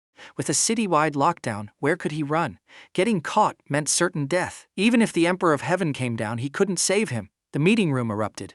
The Thorne family is still the Thorne family. We don't have the strength to provoke them. Chief Jarek definitely knows something. Now even he is helping the Thorne family. What are we waiting for? There's no time! I have to go to the Thorne family right now! The elites, who were hesitant just moments ago, now wished they could instantly teleport to the Thorne mansion. They didn't dare delay any longer. In an instant, only Old Man Tobias was left in the room. He sighed. What a bunch of cowards. They clearly held evidence of the Thorne family's crimes, yet no one dared present it. The Thorne family just wagged a finger, and the whole lot was scared out of their wits. Now Old Man Tobias understood why the Sterling family risked everything to earn the Thorne family's forgiveness. Downstairs, outside the conference building, as the elites were waiting for their cars to head to the Thorne mansion, someone suddenly yelled, "Do you guys hear that noise?" Everyone looked confused, then simultaneously looked up at the sky. There really was a noise echoing from above. Oh my God, what is that? Helicopters! Why are there so many helicopters? What is going on? Can someone tell me why there's a whole fleet of choppers? Everyone stared dumbfounded toward the northwest. Dozens, maybe even hundreds of dark green armed helicopters were piercing through the clouds, charging toward them. Because they were so close, they could see every detail. Every helicopter was equipped with mobile artillery. On the left side of the fuselage read Veridian Aviation. On the right read Crimson Howlers of the Northwest. Veridian Aviation wasn't unfamiliar. Every rocket launched by the Republic bore that name. But the Crimson Howlers of the Northwest, fewer people knew of it. A few well-informed elites trembled and muttered. The Crimson Howlers of the Northwest, the #1 legion stationed in the Gobi Desert, guarding the northwestern border of Veridia, famous worldwide, striking fear into the hearts of our enemies. Oh my God, what am I witnessing? Someone mumbled, shivering. The Thorne family's butler, standing nearby, smiled smugly. You all know about the second master of the Thorne family, right? His godfather is a massive figure in the military region. Now do you understand why the Thorne family is so powerful? As a member of the Thorne family, he couldn't help but feel proud. Hearing this, Boss Victor Vane nearly dropped his phone in sheer terror. Those tanks and armored vehicles down there, all those helicopters up there, all mobilized by the Thorne family. He inhaled sharply, drowning in despair. The power of the Thorne family was truly terrifying. They guessed right. These military forces really came for the Thorne family. With such horrifying power, who would dare stand against them? It would be suicide. Just earlier, they hesitated, thinking the young punk Kaelen Vance could actually fight the Thorne family. What did he have to fight them with? He was dead meat. The butler's voice echoed through the phone again. Boss Vane, see the Thorne family's power now? Time waits for no man. The patriarch isn't patient. You only get this one chance. If you don't come, face the consequences yourself. I know you're with those other people. Tell them too. After speaking, the butler hung up. He laid back on a sun lounger, smiling coldly. These insects are probably scared to death right now. Akelon is the Thorne family's sky. Who dares to oppose us? There's only the path of death. Boss Vane dropped his phone, stunned. He stiffly turned to the other elites. You all heard what the Thorne family's butler just said, right? I don't know what you guys are thinking, and I don't care, but I have to go to the Thorne family right now. There's no time. He rushed out of the courtyard in a panic. The remaining elites had ugly expressions on their faces. They heard the butler's words loud and clear. Someone sighed. My God, armored vehicles below, helicopters above. It really is the Thorne family. Too terrifying. What is there to hesitate about? I'm going to the Thorne family too. I don't want to die. Many followed suit, their eyes resolute. With someone leading the way, more followed. Soon the courtyard was left with only Old Man Tobias and a few others. They looked at each other in shock, their hearts full of sorrow and despair. Old Man Tobias despised the elites fleeing like dogs, but he understood them. Not going right now meant certain death. The Thorne family was just too terrifying. Just mobilizing the military was enough to shatter anyone's soul. What else could they do? Those who stayed were panicked but filled with unwillingness. They hated the Thorne family and refused to submit. That was why they hadn't left immediately. They used to dream of overthrowing the Thorne family. But in reality, the Thorne family not only didn't fall, but grew stronger every day. Initially, they placed a tiny bit of hope in me, Kaelen Vance. But the phone call from the Thorne butler pushed them straight into an abyss. They realized they had severely underestimated the Thorne family. Their power was almost suffocating. All eyes turned to Old Man Tobias. Old Tobias, what do you think? They had always stood with him. Now, they wanted to hear his opinion. Even though they had guessed the answer, they still wanted to ask. just to extinguish the last bit of unwillingness in their hearts and put an end to their hope. Old man Tobias looked helpless. Let's go, what else can we do? You all should go too. He wanted to say more but only sighed. His whole body seemed to wither as he bowed his head. The crowd nodded silently and walked out of the courtyard. They knew that stepping through that door meant there was no turning back. From now on, they could only kneel and lick the Thorne family's boots to beg for a chance to live, but they had no other choice. Meanwhile, in a modest room in Zenith, a middle-aged man stood by the window, listening intently to his subordinate's report. According to the latest news, the 7 Grand Generals of the Veridian Science Alliance, the highest-ranking Minister of Security, along with dozens of high-ranking military and political officials, have arrived in Kaelen. Furthermore, the business sector is taking action. Over 200 CEOs holding $100 billion assets and over 50 chairmen with trillion-dollar assets are also heading to Kaelen. Kaelen is now the eye of the storm. The man was astonished. What terrifying influence. The youngest doctor of the Veridian Republic truly lives up to his name. He suddenly remembered something and hurriedly asked, "Have the Special Ops Forces and the Crimson Howlers of the Northwest arrived yet?" The subordinate went silent for a moment before answering. The Special Ops team is already deployed in Kaelen, but the Crimson Howlers need more time. They haven't arrived yet. The man was furious. Do you not know the absolute importance of Commander Vance and the senior academicians? No one is allowed to have an accident. If even one person has a mishap, the Veridian Republic will suffer an incalculable loss. Understood. I'll go urge them immediately. The subordinate nodded and rushed off. At the Kaelen airport, Captain Dallas led 5,000 soldiers standing in neat formation, departing from the airport. Elara and Pip, per my arrangement, had returned to the Rusty Nail district. After Captain Dallas left, I had no bodyguards around me.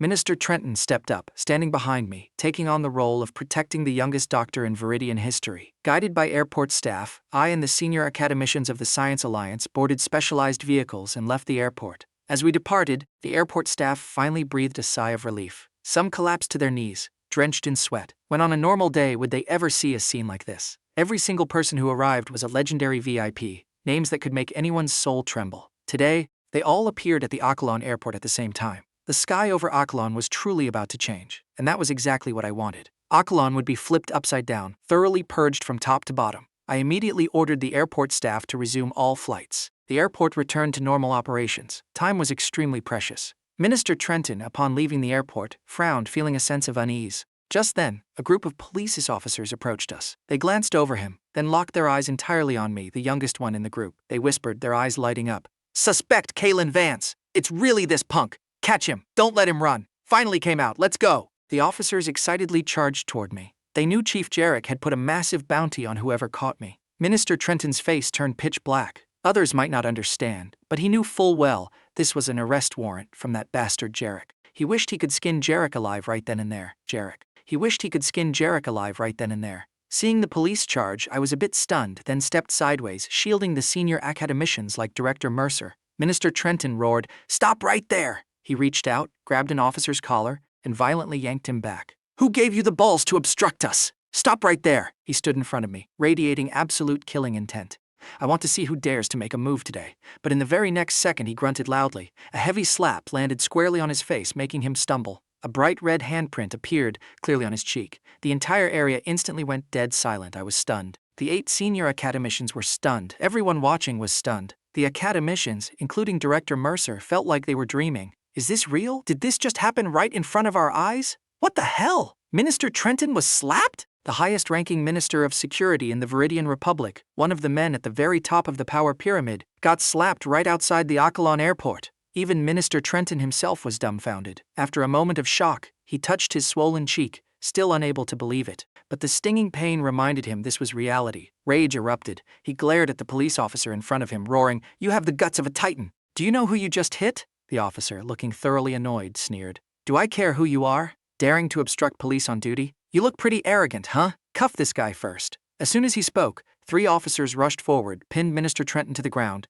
and handcuffed him with practiced ease. "You brazen lunatics! Is there no king's law in Kaelen? Is there no law at all?" Minister Trenton screamed, struggling on the ground. But the police paid him no mind. After restraining him, they lunged toward me. Everyone froze again. What did they just hear? Arrest suspect Kaelen Vance? I became a suspect? This was truly the biggest joke in the world. Everyone was paralyzed, unable to react, just watching the scene unfold. Director Mercer was the first to snap back to reality. He hurriedly stood in front of me, shouting, "Comrades, what are you saying? He's a suspect? You've got the wrong person. He cannot be a suspect. Do you know who he is? A doctor of the Veridian Republic, a hero who sheds blood for the country. You dare call him a suspect? Dare to arrest him? Your guts are truly the size of the sky. Director Mercer's words woke everyone up. The senior academicians, high-ranking officials, and the accompanying entourage all stepped forward, surrounding and protecting me. Especially the Grand Generals, their eyes were ice-cold, their killing intent boiling. But the police didn't care. One sneered, "Wrong person? How could we get it wrong? This guy is a suspect linked to 3 murders.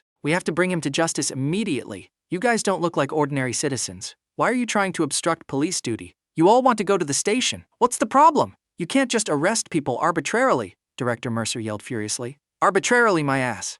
These old geezers dare to obstruct police business? Do you know that's illegal? What are you standing around for? Cuff them all and bring them to the station." Over a dozen officers rushed forward, shoving the senior academicians, charging toward me. The academicians' blood boiled, their fiery tempers flaring. They couldn't accept these people blindly insisting on arresting me, a national treasure of Veridia. Amidst the struggle, I finally spoke up. "Stop, all of you." As soon as I spoke, everyone stopped, all eyes turning to me. I looked at the police officers and issued a cold warning. "I advise you to be careful. If you injure anyone here, having 100 lives won't be enough for you to pay." I looked them dead in the eye. "You want to arrest me? Fine, I'll go with you. It's no big deal." Director Mercer quickly tried to stop me. "Commander Vance, you can't let them take you. You are a massive asset to the Veridian Republic. They actually dare to treat you as a wanted criminal. Such colossal nerve." I glanced at the police officers, then smiled at Director Mercer. "Director, some people just won't shed tears until they see the coffin. Don't worry, I'll be fine. I actually want to see what the person behind them thinks they can do to me." Hearing this, the group stopped resisting. They were all shrewd old foxes and understood my intention. "Be careful, sir." Director Mercer still worried. I was the youngest scientist in Veridian history, perhaps even the world, having made countless contributions to the nation. Yet now I was being treated like a wanted criminal. This was a massive insult to the Veridian Republic. If anything happened to me, it would be an astronomical loss for the country. I nodded, and an officer promptly handcuffed me. The police were ecstatic, already thinking about the fat bounty. 15 minutes later, at the entrance of the Kaelen Security Bureau, Chief Inspector Jarek had just gotten out of his car and ran inside, giddy as a child. No one knew how thrilled he was when he got the call from his officers. "Kaelen Vance is finally in my grasp. As long as I was caught, everything else would be easy." Upon entering the station, Jarek breezed past the group of older VIPs, ignoring them completely, locking his eyes onto me, the youngest in the crowd. "Kaelen Vance! Ha!" He laughed loudly, confirming my identity with sheer excitement. "You little punk, you ran and ran but finally got caught by me. Ha!" I closed my eyes, not bothering to reply, acting like I didn't even hear him. Standing right in front of me, Jarek made a phone call. On the other end was the Thorne family's butler. "Chief Jarek, did you catch him?" Jarek nodded furiously. "Caught him. He's at the station right now." Lucius Thorne's authoritative voice came through the line. "Since you caught him, don't waste time. Chief Jarek, you know what you have to do, right?" Of course. Rest assured, sir." Jarek hung up, looking at me with a cold glare. Right now he had no trace of panic. His face was beaming. At the exact same time, at the Thorne family mansion, a man in a wrinkled suit ran into the villa, looking like a total mess. It was Victor Vane arriving at the Thorne mansion. As soon as he entered, he shouted, Patriarch Thorne! I am Victor Vane, reporting in! I will firmly stand with the Thorne family." Hearing his voice, Lucius Thorne smiled mockingly, turning to Butler Chadwick. "Enough of him! Bring Patriarch Sterling in!" Butler Chadwick nodded and left. Victor Vane rushed into the room, his dress shirt soaked in sweat. Seeing Lucius Thorne, he practically cried, "Oh, Patriarch Thorne! Finally, I get to see you. You don't know, I was supposed to be here earlier, but my path was blocked by armored vehicles. I'm so sorry to make you wait." Lucius sneered, speaking lazily. "Boss Vane, didn't you tell the others? Are you really the only one who came?" Victor Vane froze. He didn't know if the others had arrived yet. Back at the conference hall, he was so panicked, focused only on running here, he didn't think about anything else. He didn't dare tell Lucius that he was with the other elites and only decided to come after the phone call, saying that would be asking for death. He stammered, "Patriarch Thorne, I'm not too sure about that, but if they're smart, they'll definitely come." Just as he finished speaking, loud noises erupted outside. 9 men, sweating profusely and looking ragged, poured into the room. Following them, another large crowd arrived. Led by Butler Chadwick, the top brass of the Sterling family also walked in. Now the Thorne mansion gathered over 80% of the business tycoons in Kaelen. Lucius Thorne laughed heartily. "Everyone is truly smart. Since you're here, we are one family. And family doesn't need to hide things. I'll tell you the truth. Kaelen Vance was just arrested by the Security Bureau. He killed 3 people, more than enough for a conviction. Currently, Chief Jarek is personally interrogating him. Kaelen Vance is truly no match for the Thorne family." Hearing the news, the tycoons sighed in relief, secretly thankful they arrived in time. If they had been a bit slower, they would be dead meat. Thankfully, they didn't believe in that wild kid. Otherwise, who knows how they would have died. "Kaelen Vance is an idiot. Daring to challenge the Thorne family, everyone immediately started sucking up. Since they chose the Thorne family, they had to lick boots with all their might. Only if the Thorne family was happy would they have a way to survive. Destroying them was as easy as flipping a hand for the Thorne family. The tycoons were terrified, knowing my arrest was only a matter of time. Killing 3 people at once? Colossal nerve. Offending the Thorne family? Unforgivable. Who gave him the balls to challenge the Thorne family? Bringing humiliation upon himself. He's probably crying in the station right now.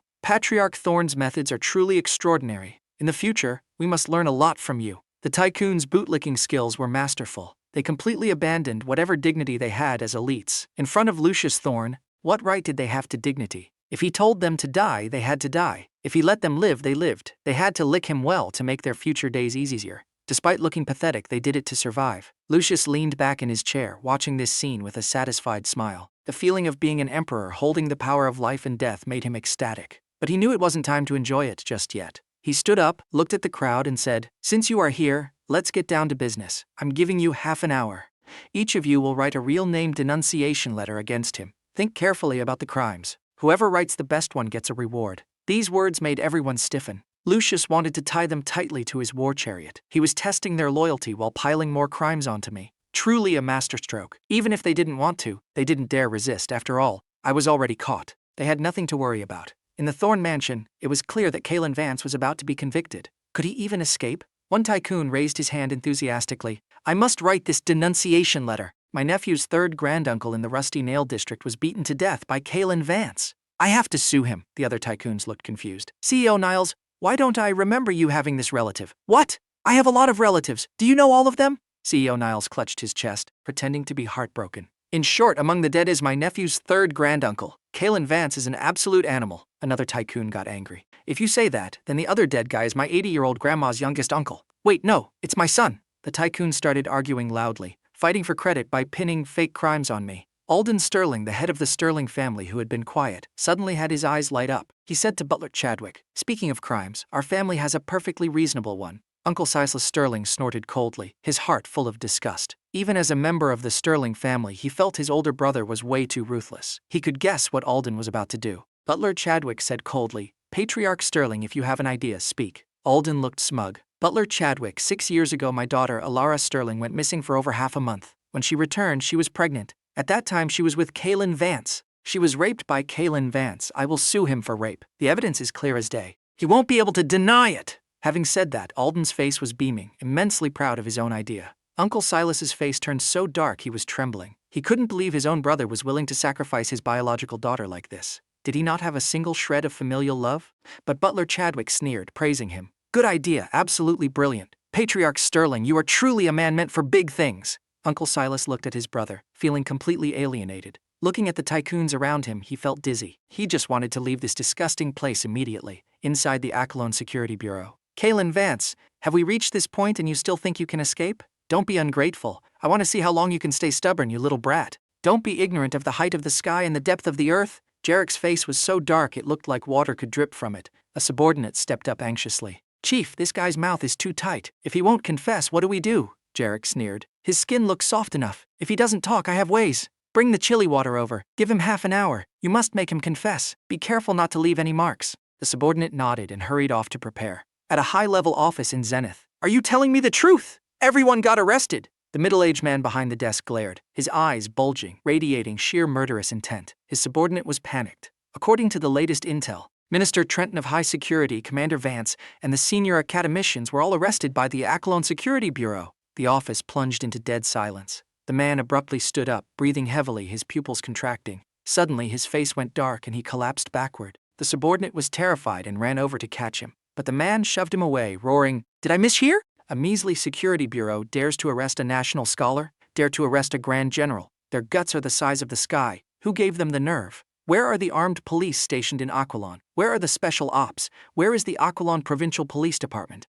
Where the hell is everyone?" The subordinate lowered his head, taking a sharp breath, not daring to answer. He had never seen the chief this furious. The man continued. "Right. Where is the Crimson Howlers of the Northwest? Where are those 5,000 soldiers right now? Speak!" The subordinate hurriedly replied. "According to the latest news, the Crimson Howlers have arrived in Kaelen, but they haven't met up with Commander Vance yet." The man exploded. "Trash! A bunch of useless trash! Whenever they're needed, the chain falls off.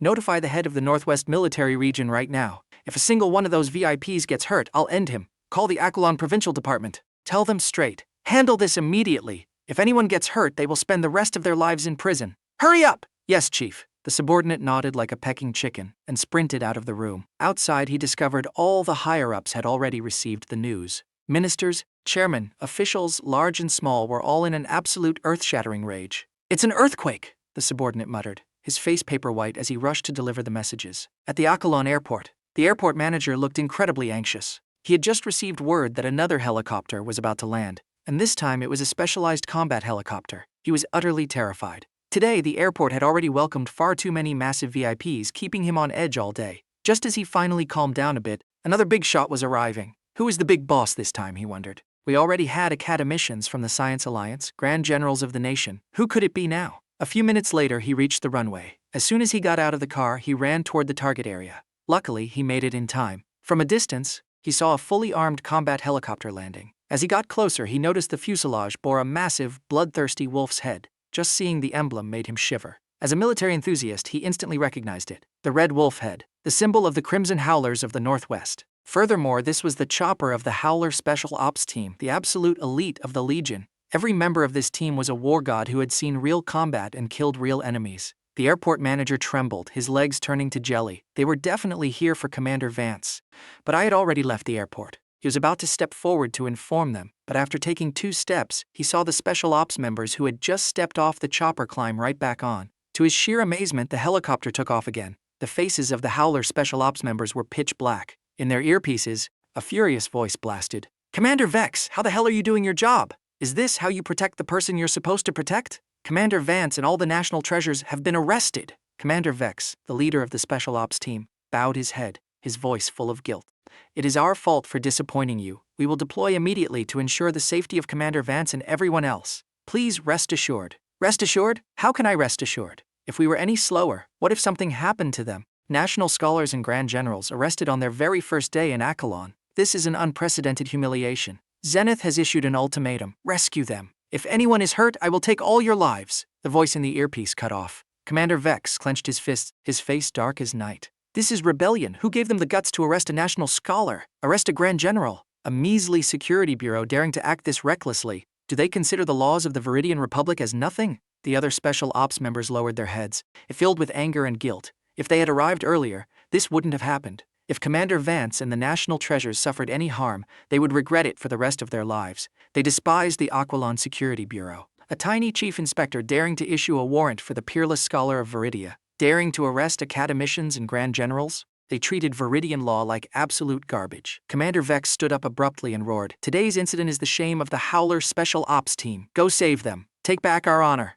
At the Rusty Nail District, Captain Dallas's face was ghost white. He had just received the news. Commander Vance was arrested by the Security Bureau. The senior academicians were all handcuffed. Oh my God, what the hell are those bastards doing? Insolent trash! Captain Dallas looked like he lost his soul. He had just told the commander's wife that I was fine. Yet right after he left, I was arrested. His phone rang. A furious voice shouted, "Where is the station military force? Get to the Security Bureau and rescue them immediately. If Scholar Vance or anyone else gets hurt, every single one of you is finished." The phone hung up, but Captain Dallas remained frozen in his listening posture, absolute panic washing over him. He regretted it endlessly. If he hadn't left, if he had stayed by my side, this never would have happened. Those bastards at the Security Bureau. Damn them, who gave them the nerve? Do they know what kind of catastrophe they've caused? Captain Dallas knew the sky over Kaelen was about to flip. Those who dared to harm me would die. No one could save them. Thud! Elara Sterling dizzyingly collapsed to her knees. Captain Dallas panicked and quickly supported her. "Madam!" Seeing Elara's pale face, his guilt multiplied. "It was all his fault!" Elara trembled, hugging Pip, sobbing uncontrollably.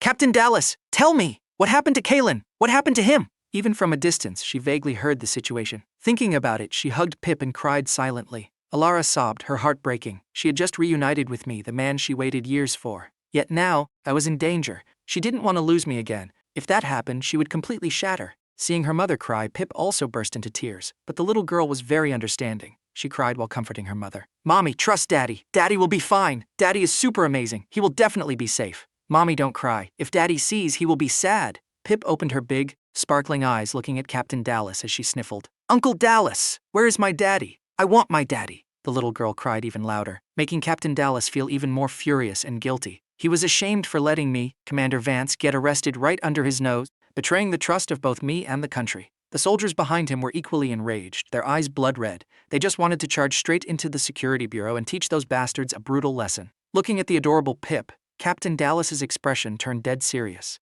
Pip, Uncle promises to bring your daddy back safely, okay? He stood up, roaring at his stunned teammates. What are you standing there for? Check your gear, we're marching on the security bureau immediately! Inside the Kaelen Security Bureau, in a corner of the bureau's courtyard, Minister Trenton was being restrained by 2 cops hung from an interrogation rack with his feet dangling off the ground. One officer barked, still refusing to talk, I'm about to break out the torture tools. Just sign this confession and everyone's life gets easier. Minister Trenton's face was as cold as ice. He didn't say a single word. Make him sign a confession? In your dreams. Seeing his stubbornness, the cop flared up. Fine, no torture, no talking, right?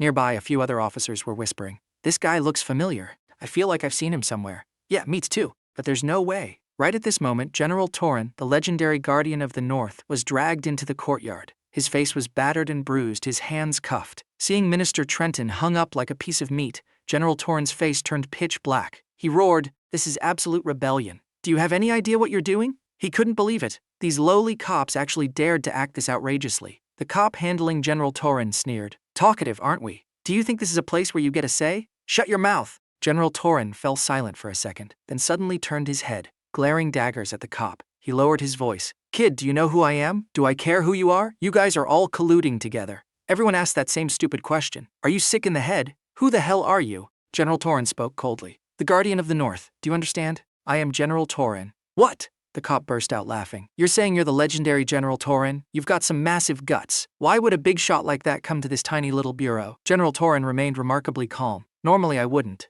but today I did. To sum it up, every single one of you is completely screwed. The cop mocked him. Whether I'm screwed, I don't know yet, but you are definitely screwed right now. Just confess already and save yourself the pain. Under these tools, even if the Emperor of Heaven himself came down, he'd be screaming. Fine. If you have the guts, use the tools, General Thorne sneered. He turned to Minister Trenton. Minister Trenton, did you hear that? These bastards actually want to use torture on us. Minister Trenton's face was as dark as the bottom of a pot. He stayed silent. Right at this moment, Chief Inspector Garrick strutted into the courtyard. Looking at the 2 men, he barked. Still not talking? Excellent. Bring the tiger chair out. Let's see if you can stay stubborn sitting on that. Suddenly a massive commotion erupted outside. What's happening? Why all the noise? Jarek frowned, visibly annoyed. A cop screamed, "Get back!" A car roared like a wild beast, smashing the bureau's front gate to pieces and charging straight inside. The car didn't stop. It rammed its way all the way to the door of the interrogation room. The car door flew open, and a man bolted out. But after a few steps, he froze. Jarek looked at the man. His face was chalk white, his legs trembling uncontrollably. A nearby cop yelled, "Who the hell are you? You've got balls of steel. Do you know where this is, driving in here like a maniac?" Jarek's face morphed in absolute horror. He swung his arm and violently slapped the screaming cop. "You bastard! Do you know who you're talking to?" He turned to the trembling man, his lips quivering. Commissioner Lyle, why are you here? You should have told me so I could welcome you." Jarek was terrified. He never expected the head of the Kaelen Provincial Police, Commissioner Lyle, to show up at a time like this, and his subordinate had just mouthed off to him. Hearing Jarek's words, the cops felt their hearts stop. This is Commissioner Lyle? They lowered their heads, not daring to look, especially the cop who had just yelled at him, his face drained of all color, on the verge of passing out. "What have I done? I just yelled at the director of the entire province." He wished he could slap himself into a coma. The cops instantly lost their arrogant swagger, looking like dogs with their tails tucked between their legs. But Commissioner Lyle completely ignored these nobodies. His eyes were glued to Minister Trenton, who was hung up on the rack. Messy hair, torn shirt, bleeding face and hands. Then, he looked at General Thorne on the ground. Bruised face, cuffed hands glaring back at him with murderous intent. Commissioner Lyle was stunned. Trembling violently, he recognized Minister Trenton. As for the other man, even if he didn't know him personally, he was undoubtedly a colossal VIP. His legs turned to jelly. He dropped to his knees, panting heavily, on the verge of fainting. Jarek was bewildered. He didn't understand why Commissioner Lyle was reacting so extremely. Looking at the 2 men in the courtyard, a deep sense of dread washed over him. What the hell is going on? He quickly grabbed some medication from an officer, intending to hand it to Commissioner Lyle, but was violently shoved away. Commissioner Lyle, pale as a ghost, literally crawled toward Minister Trenton, screaming as he went. "Minister Trenton, I'm late! I failed at my job! I'll untie you right now," Minister Trenton said coldly. "Commissioner Lyle, you did a great job. Your subordinates are phenomenal too. Let me tell you this, there is no explaining your way out of this. You are dead meat." Commissioner Lyle gulped, sweat pouring down his face like a waterfall. His mind was spinning. Seeing Commissioner Lyle like this, Jarek quickly tried to stop him. Commissioner Lyle, you can't release him. He's not Minister Trenton. He's an accomplice of the suspect Kaelen Vance. We are in the middle of interrogating them. Commissioner Lyle almost suffered a total mental collapse. I must have suffered 8 lifetimes of bad karma to get a subordinate like you. What sins did I commit? He ruthlessly slapped Jarek across the face. He roared, Jarek, do you have any idea what you've done? Open your blind dog eyes and see who you've arrested, you absolute moron. Do you even know who these people are? He kicked Jarek to the ground, then frantically untied Minister Trenton, panicking. Minister Trenton, please, be careful. Minister Trenton didn't even look at him. He pointed at General Thorne. This is the Guardian of the North, General Thorne. The Guardian of the North? Commissioner Lyle broke out in a cold sweat, paralyzed with sheer terror.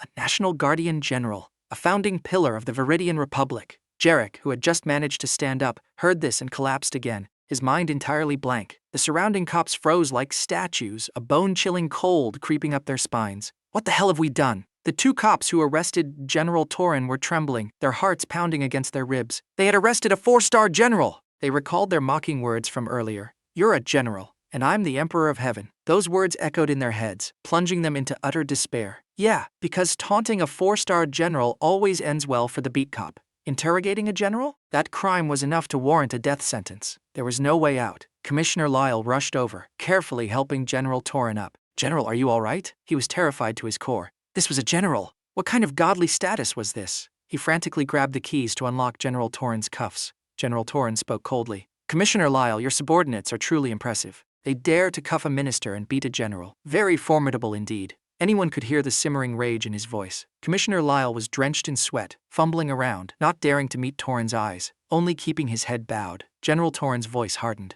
What are you standing there for? Academician Vance is also locked up in this very bureau. Hearing this, Commissioner Lyle's vision went pitch black. He collapsed onto the ground. Me, Kaelen Vance, the youngest academician in Veridian history, locked in a security bureau cell?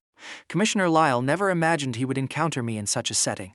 He whipped his head around, glaring at Jarek with eyes that could literally kill. If looks could kill, Jarek would have died 1,000 agonizing deaths. Commissioner Lyle dashed into the interrogation corridor and froze instantly. In front of him were a group of white-haired elders, all at least 70 or 80 years old. In a split second, his face turned ashen. These were not ordinary old men. They were the senior academicians of the Veridian Science Alliance, monuments of science, renowned both domestically and internationally, and yet here they were, locked in dark, windowless interrogation rooms. Commissioner Lyle felt like he couldn't breathe.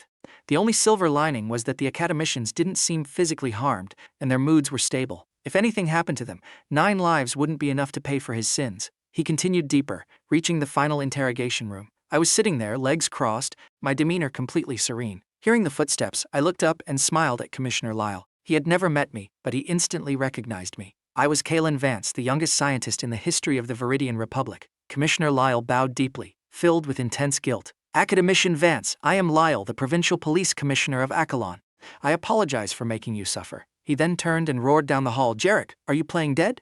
Bring the keys and open this door right now. This is sheer rebellion. Do you have any idea who you've locked up? Out in the courtyard, Jarek heard the roar and scrambled up in a panic. Looking at Minister Trenton and General Thorne, he fell into absolute despair. Now he finally understood who he had arrested. A minister, a general, and those people in the interrogation rooms were definitely massive VIPs too. But right now, whether he released them or not, he was completely doomed. Suddenly, a desperate light flashed in Jarek's eyes. If I can drag Commissioner Lyle down with me and force Kaelen Vance to confess, I might still have a chance to live. He ran forward, screaming, Commissioner Lyle, no, we can't release them. Jarek was practically in tears. Commissioner Lyle, they are all criminals, especially Kaelen Vance. He killed 3 people in Akalon, including the only son of the Thorne family. Right now, if we just force Kaelen Vance to confess, everything will be over. Trust me this once. As long as he confesses with the Thorne family backing us, not only will we be safe, but we'll earn massive merits. Jarek had lost all semblance of a chief inspector. He was kneeling on the ground like a dog, his hair a mess, babbling insanely. Commissioner Lyles was stunned. What did he just hear? The armed helicopters, tanks, and armored vehicles were mobilized by the Thorne family, not by Academician Vance's forces. General Thorne couldn't hold it in and burst out laughing. Commissioner Lyle looked back and saw the senior academicians and the general all laughing, their eyes filled with pure mockery. He wasn't stupid. He instantly understood. Jarek had been duped. Those helicopters, tanks, and armored vehicles didn't belong to the Thorne family. The Thorne family didn't have a fraction of that capability. They came for me, Kaelen Vance. Unable to bear it, Commissioner Lyle looked at Jarek, wanting to cry and curse at the same time. You absolute idiot! Who told you those were the Thorne family's people? You're a chief inspector for crying out loud and you got played like a damn fiddle? Jarek was dumbfounded. What? I was tricked. It wasn't the Thorne family. He called them here? He sucked in a breath of cold air, looking at Minister Trenton, the academicians, and the general. They were all smiling, but it was the kind of smile one gives when looking at a bug. Impossible, Jarek thought, nearly losing his mind. How could this be? He's just a kid in his 20s. How does he know so many legendary figures? How does he have such terrifying power? But before he could spiral further, Commissioner Lyle roared, "What are you standing there for? Release them! Release them now!" Jarek stumbled to his feet, looking at me, who was still completely unbothered. He shook his head, begging, "Commissioner Lyle, if I release them, you have to save me. I don't want to die. Release them. We're out of time." Commissioner Lyle was on the verge of a total breakdown. Just as they were engaged in this tug-of-war, the deafening chop of helicopter blades echoed from above. Everyone looked up. A helicopter was circling the sky. Before it even landed, several fully armed soldiers fast-roped down into the courtyard. In the blink of an eye, they subdued every single police officer in the yard. Everyone was horrified. Who are they? This combat prowess is terrifying. The squad leader stepped forward. Seeing this scene, Commissioner Lyle stumbled back 2 steps and collapsed onto the ground, his throat feeling like it was being crushed. Jarek stammered, They are. Before he could finish, a bone-deep chill washed over him. He stumbled back and fell pathetically. Everything happened in a flash. The special ops members hadn't even attacked. Just their sheer killing aura was enough to scare the living daylights out of Lyle and Jarek. The squad leader ignored them. He marched straight to the interrogation room. He bowed respectfully to me. "I am Commander Vex, captain of the Crimson Howler Special Ops Team, under the Crimson Howlers of the Northwest. Please punish me, Commander." Boom. Everyone was stunned. Minister Trenton's eyes lit up. No wonder they're so strong. They're soldiers from the Crimson Howlers. And not just any soldiers, the elite Special Ops Team, the absolute trump card of the Legion. He hadn't expected the higher-ups to deploy this specific elite force. It showed exactly how highly they valued me. If it were just him and the generals, the higher-ups wouldn't have sent this team. The reason was simple. Their clearance level wasn't high enough. Commander Vex continued, "Commander, we have failed our duty miserably. Please punish us." The other Special Ops members rushed in, echoing in unison, "Please punish us." If they had arrived sooner, this would never have happened. If I had been hurt, 10 of their lives wouldn't be enough to atone. They knew perfectly well my importance to the Veridian Republic and the colossal contributions I had made over the years. Jarek, who had just managed to stand up, heard Crimson Howler Special Ops Team and nearly collapsed again. The core, legendary force of the Veridian Republic. He couldn't believe it. He looked at me, still calm, as if nothing could ever shake me. Just how terrifying is his background that he can remain this composed? Could the Thorne family even dream of fighting this? Outside the security bureau, the roar of engines exploded. Jarek panicked. Who else is coming? In mere moments, the heavy thud of rapid footsteps approached, sounding like a death knell to him. He screamed internally, "Why are there still more people? What is happening?" Captain Dallas led the local special ops forces and a massive wave of fully armed soldiers, storming in aggressively. The cops guarding the outside were already tied up and escorted behind them. As soon as Captain Dallas entered, he frantically searched for me. Seeing me locked in an interrogation room, his face drained of color, he sprinted over and bowed his head. "Commander, I apologize. We failed to protect you and let you suffer." He turned around and roared, "Which bastard dared to arrest the commander?" After venting his rage, he finally noticed the surroundings. Looking at the 7 fully armed Special Ops members, he was astounded. The Crimson Howler Special Ops Team. The legends are here. He never thought he'd see this team in his lifetime, but thinking of me, he found it perfectly normal. After all, I am Kaelen Vance. It made total sense for the higher-ups to send their absolute best. Seeing Captain Dallas so tense,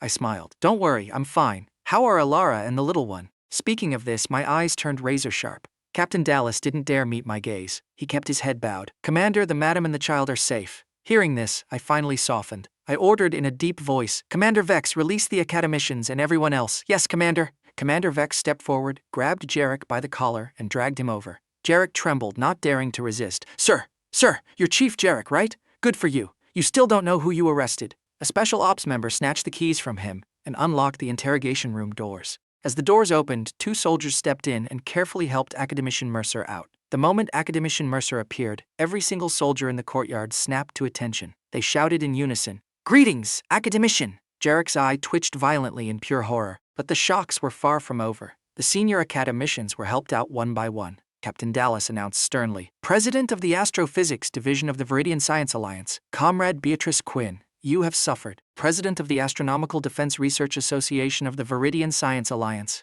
Comrade Gideon Vance, you have suffered." Every time Captain Dallas read an academician's name, Jarek's heart violently shuddered. The people he arrested weren't bodyguards. They were the absolute top leaders of Veridian science. At this moment, Garrick finally realized he had triggered an apocalyptic disaster. I deserve to die. He finally understood why so many fully armed soldiers appeared, why the higher-ups deployed such a massive force. Even the legendary Crimson Howlers came. Commissioner Lyle trembled, practically suffocating. Even though he knew the academicians held high status, he didn't expect them to be the supreme leaders of the Veridian Science Alliance, national treasures, scientific monuments, and a tiny chief inspector like Jarek actually dared to arrest them. This was a scandal that would shake the heavens. Commissioner Lyle hated Jarek to his core. If Jarek had just listened to him from the start, things wouldn't be this bad. This bastard was dragging him down into the abyss. But right now, no one cared about him. In mere moments, Captain Dallas had rescued everyone. Lyle didn't dare breathe too loudly, because the people standing before him were all monuments of the Veridian Republic. Captain Dallas grabbed Garrick, growling, "Look closely. Didn't you say you didn't know who they were? Let me introduce you." Pointing at Minister Trenton, "This is the Supreme Minister of Security of the Veridian Republic." Pointing at General Thorne, "This is the Guardian of the North, General Thorne." With every introduction, Jarrick's soul seemed to leave his body a little more. He had arrested a whole batch of the Veridian Republic's most vital VIPs. Right now, he just wished he was dead. After introducing everyone, Captain Dallas personally invited me out. Jarrick's eyes locked onto me. He knew everything. The helicopters, tanks, and special ops were all because of me, a young man in his 20s. Even if he didn't know exactly who I was, he knew his life was over. People about to die often go mad. Knowing there was no way out, Jarrick stopped begging. His eyes turned bloodshot as he screamed, "Kaelen Vance! Who the hell are you? Tell me, who are you?" Captain Dallas kicked him brutally in the stomach, sending him flying into a corner. Soldiers rushed forward and pinned him down, but he still screamed like a maniac. "Kaelen Vance, who are you? Tell me!" Jarrick had lost all semblance of a chief inspector. He looked like a rabid dog barking madly. Commissioner Lyle was also incredibly curious about my identity. As the provincial commissioner for years, he had never seen a situation like today. Just as he was silently guessing, Academician Mercer spoke up. "You want to know who he is? I'll tell you, he is the youngest, most brilliant scientist in the Veridian Republic. He propelled Veridian science forward by leaps and bounds, putting us at the absolute top of the world. He is the peerless scholar, the youngest national scholar of the Veridian Republic." The moment he finished, the entire courtyard fell dead silent. All eyes turned to me, filled with awe and sheer astonishment. "The peerless scholar, the youngest national scholar of the Republic." Jarrick snapped awake, but his panic only intensified. I was far more terrifying than he ever imagined. In my 20s, when peers were still in college, I was already a national scholar. He thought of the Thorne family and suddenly saw them as the biggest joke on the planet, daring to mess with an existence like me? Who gave them the balls? He remembered Butler Chadwick's arrogant words, claiming the helicopters belonged to the Thorne family. Jarrick regretted everything to his absolute core. Why didn't he listen to Commissioner Lyle? Why did he trust the Thorne family? If he had listened to Lyle, none of this would have happened. But regret was useless now. He screamed, "I was forced! It was all the Thorne family's conspiracy. They made me do it! Lucius Thorne is the real criminal!" Captain Dallas replied coldly. "Jarrick, up to this point you're still being stubborn. The Thorne family deserves to die, yes. But today's disaster was entirely brought upon by yourself. You were given a chance, but you didn't cherish it. Stop wasting your breath." Commander Vex stepped forward, stomping heavily on Jarrick. He growled, "Insulting a national scholar in the Veridian Republic carries the death penalty." Hearing the words death penalty, Jarrick seemed to lose his mind, his brain spinning out of control. He was a chief inspector with a bright future. Everything was going perfectly. Yet, just because he arrested me, he was now sentenced to death. "No, I don't want to die! Spare me! The Thorne family! Lucius Thorne is the real criminal! Don't do this to me!" Jarrick burst into tears, crying a river. If he had known, he never would have done it. Captain Dallas barked, "Jarrick, you brought this entirely upon yourself!" In the Veridian Republic, arresting a national scholar is equivalent to treason. A death sentence is letting you off easy. Jarrick's lips trembled as he crawled forward, hugging my leg, begging, "Mr. Vance, please spare me. I didn't know your identity. You are a great man with a magnanimous heart. Just treat me like a passing fart and let me go. As long as you let me live, I'll do whatever you want. Please, spare this cheap life of mine." Suddenly, a sharp stench of ammonia filled the air. Jarrick was so terrified he literally peed his pants. Peak villain behavior right there. But he didn't even notice, his eyes glued to me, begging endlessly. Commander Vex looked disgusted. "What are you standing there for? Drag him away! Don't let him pollute our eyes!" 2 soldiers stepped forward and dragged Jarrick away. He was finished. Commissioner Lyle's face was white as a sheet, terrified for his own fate. He only hoped no one would notice him. But the more you fear something, the more likely it happens. Every eye, including mine, focused on him. Lyle jumped, hurriedly justifying himself. "Commander Vance, I am not on Jarrick's side. I am innocent. You have to believe me." I looked at him coldly.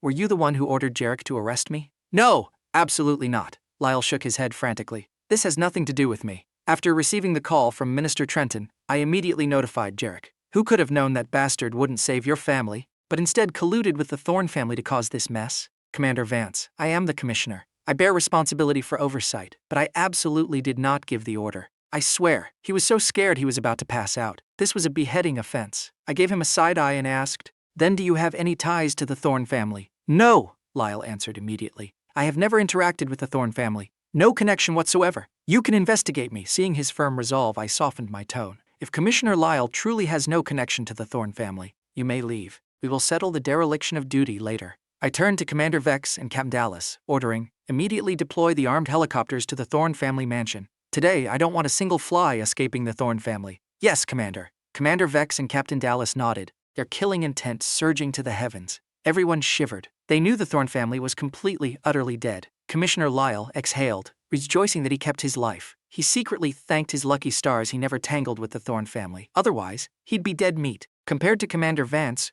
what the hell was the Thorne family? At the Thorne family mansion. Today, the Thorne mansion was livelier than it had ever been. The elites of Kaelen were gathered, the atmosphere cheerful. Lucius Thorne occasionally laughed out loud, looking at the respectful tycoons, feeling like a literal emperor. In Kaelen, he held absolute supreme power. After today, the Thorne family would wield absolute control. Thinking of the glorious future, he grew even more excited. Rumble! The sound of helicopters echoed in the sky. The tycoons in the courtyard weren't afraid. In fact, they held their heads high with pride.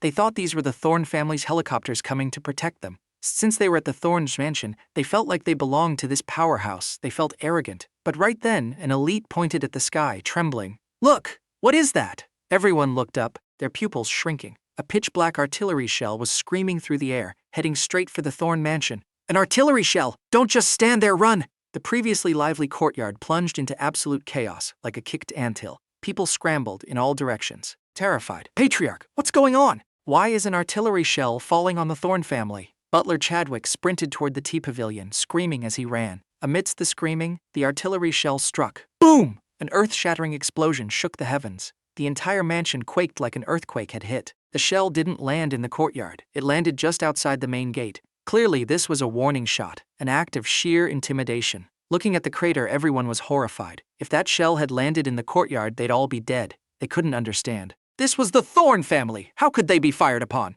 "Patriarch Thorne, what exactly is happening?" All eyes turned to Lucius Thorne. But at this moment, Lucius himself was utterly bewildered. He stared blankly at the smoking crater outside, unable to process what was happening. Someone dared to fire an artillery shell at the Thorne family? The sheer audacity. In the midst of his rage, a massive mechanical rumbling echoed from the base of the mountain. "Now what? Is it an earthquake? What's going on?" The entire mansion was in pandemonium. People couldn't react in time to the rapid succession of events. They looked down the mountain, and their expressions instantly warped into pure horror and unease. Someone screamed. Someone broke into sobs. Dozens of tanks and hundreds of armored vehicles were aggressively marching up the mountain. The incomers meant business, radiating an overwhelming killing aura. What were they planning to do? Didn't you say these were Minister Huxley's people? Why did they shoot an artillery shell? What are these armored vehicles going to do? Lucius's wife screamed, trembling. "Lucius, don't just stand there. Call Minister Huxley." Elites like Boss Victor Vane were dumbfounded. Vane's heart pounded wildly as he stuttered. "Patriarch Thorne, what did your side say?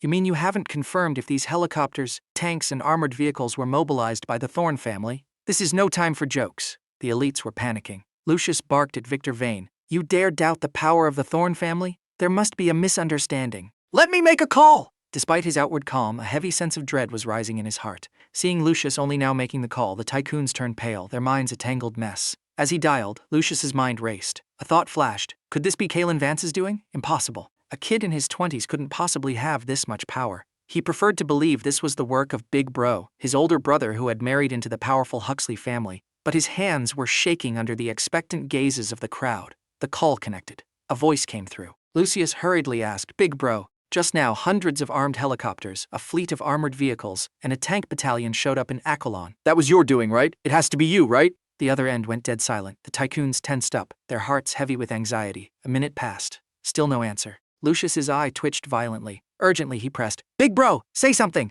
It's your maneuver, right?" Finally, the voice responded. "Lucius, have you caught a fever and gone brain dead?" Like a thunderbolt, everyone was stunned. By this point, who couldn't understand what was going on? Fake! It was all fake. The helicopters, tanks, and special ops did not belong to the Thorne family. They didn't come to Kaelen to help. They came to annihilate the Thorne family. "Big Bro, what do you mean?" Lucius felt like he was suffocating. It wasn't Big Bro who mobilized them. He was terrified. What do we do? The Thorne family has caused a catastrophe this time. Right now, there are hundreds of helicopters surrounding the mansion. We just got shot by an artillery shell. We're finished. The Thorne family is finished. What? The voice on the other end panicked. Artillery shells falling on the Thorne family? You idiot! I told you to be careful, to have some reverence. You didn't listen, and now look what happened. You pissed off someone you should never have touched. You're dragging the whole Thorne family into the grave, and me with it. Lucius didn't dare argue back while getting yelled at, his whole body trembling violently. He stammered, "Big bro, I swear I'll listen to you from now on. But now isn't the time for this. You have to save the Thorne family. Save me. The deputy commander of the East Sea Military Region is your godfather. Beg him to help the Thorne family. I'll pay any price." "Big bro, we're out of time. You're also a member of the Thorne family. You can't just watch us get wiped out, right?" The furious voice roared back. "Now you ask for my help. What did I tell you when I warned you? Call my godfather. Do you think it's that easy? Look at the forces out there. Fighter jets, tanks. What can a provincial deputy commander even do? You want him to commit suicide? In front of those forces, what the hell is the Thorne family? Do you think everyone is as brain-dead as you?" Lucius was shocked awake by the scolding. His big bro was right. In front of these massive VIPs, the Thorne family of Kaelen was just a tiny ant. Who would risk offending a true powerhouse for them? Even if Big Bro's godfather intervened, it wouldn't change a thing. Authority that reached the sky, power that could flip clouds and summon rain. The Thorne family was nothing. Lucius finally understood. The Thorne family was doomed. No one could save them. The more he thought about it, the more terrified he became. Finally, he screamed like a madman, "Big bro, what do we do now? Is there really no other way?" Big bro's voice barked, "You're only asking now? Run! Leave everything behind. Bring nothing. Come to Zenith. I'll figure something out." Lucius was in a daze. "It's too late. We can't run anymore." Rumble. As he spoke, the entire mansion quaked. "What's wrong? Lucius, why can't you run? Tell me!" Big bro's voice was frantic, but Lucius didn't answer. His eyes were glued outside the mansion. 2 tanks had already rolled into the courtyard. Dozens of other tanks had surrounded the perimeter. The killing intent was suffocating. The mansion was in complete chaos. No one had ever seen a scene like this. Faces pale as ghosts, they ran around wildly. The courtyard was a wreck. Screams and cries echoed everywhere.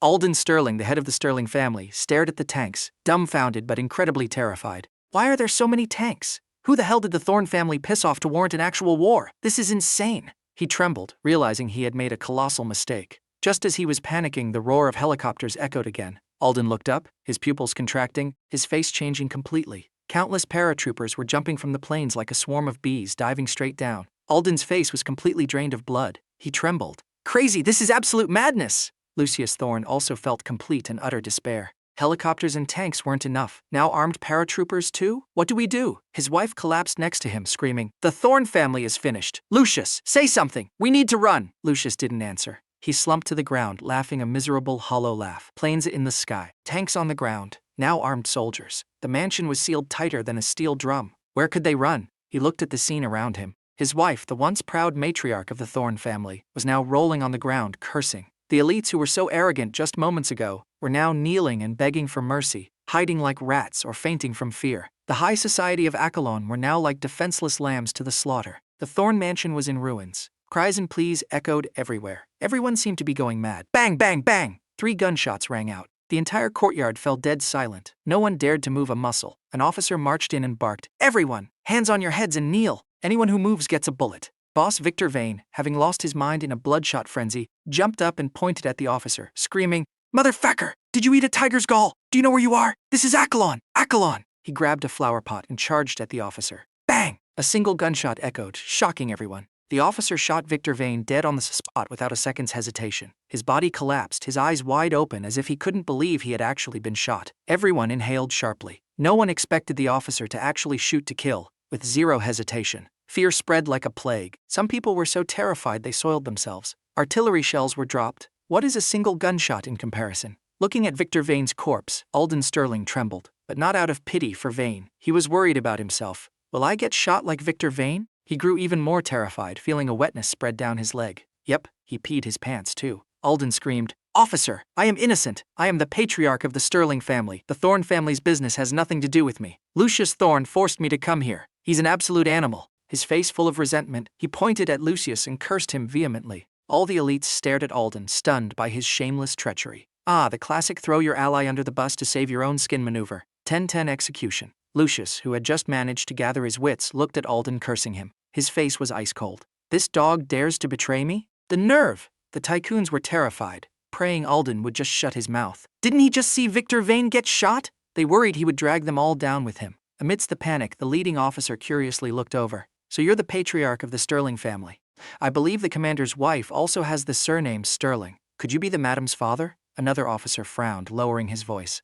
The commander ordered that everyone in the Thorne mansion must be dealt with, but with this identity. The second officer shook his head. Special situations require special handling. Just pretend he doesn't exist. The leading officer barked. Stand up! Alden jolted, his face turning pale. Are they executing me for what I just said? No, I can't die. The elite's hearts turned cold. As expected, his big mouth is getting him killed. They only hope not to be implicated. Alden despairingly slowly stood up, squeezing his eyes shut. The officer continued, Is it just you from the Sterling family here? Anyone from the Sterling family, stand up! The elites gasped, their eyes wide. The Sterling family is doomed, not just Alden. The whole family has to die. This idiot doomed his entire clan. Everyone's gaze fell on Uncle Silas Sterling and the Sterling family butler, looking at them like dead men walking. Under those stares, the two trembled as they stood up, convinced they were about to be executed. But the officer looked at the three of them and barked, What are you standing there for? Get the hell out! The entire courtyard fell dead silent. The three Sterlings were bewildered, not understanding what was happening. He told us to leave? Seeing them frozen, the officer roared, What are you waiting for? Don't want to leave! Want to die? We want to leave! We're leaving! Officer, we're leaving right now! Alden screamed hastily, his face relaxing as sheer ecstasy washed over him. They didn't mishear. The officer was really letting them go. Uncle Silas and the butler also snapped back to reality. They thought they were going to be shot, but instead they were freed. The three frantically ran toward the mansion's gates. Their legs were shaking so badly the butler fell several times. Uncle Silas, despite his fear, managed to maintain a bit of composure. He stopped and said to the officer, Thank you, officer. Everyone in the courtyard was stunned. It wasn't until the three figures disappeared into the distance that they regained their senses. They really got let go. The tycoons realized the officer was only targeting the Thorne family. As long as they could prove they weren't involved, they could survive. The patriarch of the Callahan family quickly copied the tactic, screaming, Officer, I am the patriarch of the Callahan family. We have no ties to the Thorne family. I was forced to come here. Please investigate thoroughly. Old man Tobias hurriedly chimed in. Me too, the Tobias family only runs hotels. We are honest citizens. The Thorne family forced me here. They are too wicked.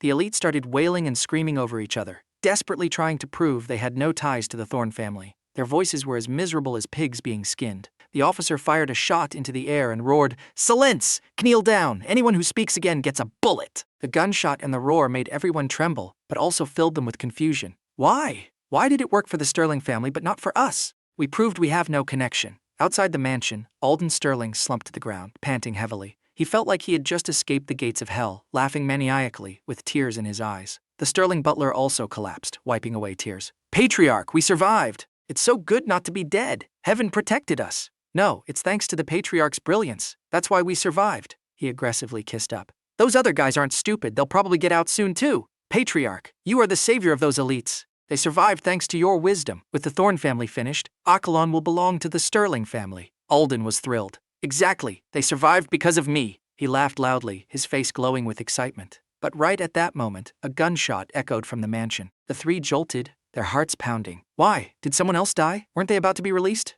Alden was both terrified and confused. Uncle Silas's face was cold. None of them are getting out. Why do you think we were the only ones who got out safely? He looked at Alden as if looking at a complete moron, grinding his teeth. Even now you still dare to ask why you survived, you bastard? He was furious, because Alden had absolutely no idea whose grace he was surviving on. The only reason you're alive is because of the daughter you severed ties with. The daughter you discarded like a pawn, Elara Sterling, and yet you think you survived because of your wisdom? You idiot! Despite his anger, Uncle Silas felt utterly helpless. He looked at Alden and said, Whatever, let's just go. He didn't want to waste another breath. The butler's eyes lit up. I get it! Standing outside the Thorne mansion, the butler's eyes shone brightly. Patriarch, I've thought it through. Of all the families in there, only the Sterling family had no business cooperation with the Thorne family. The Thorne family caused a massive disaster this time. Anyone with even the slightest connection is finished. Only the Sterling family is clean. Alden's eyes sparked. You're right. Before, I wanted to cooperate with the Thorne family, but they looked down on us. I never expected that to be the very thing that saved us. This is the will of heaven, he laughed maniacally, thrilled that he never partnered with them. He sneered. The Thorne family is about to be wiped out. From now on,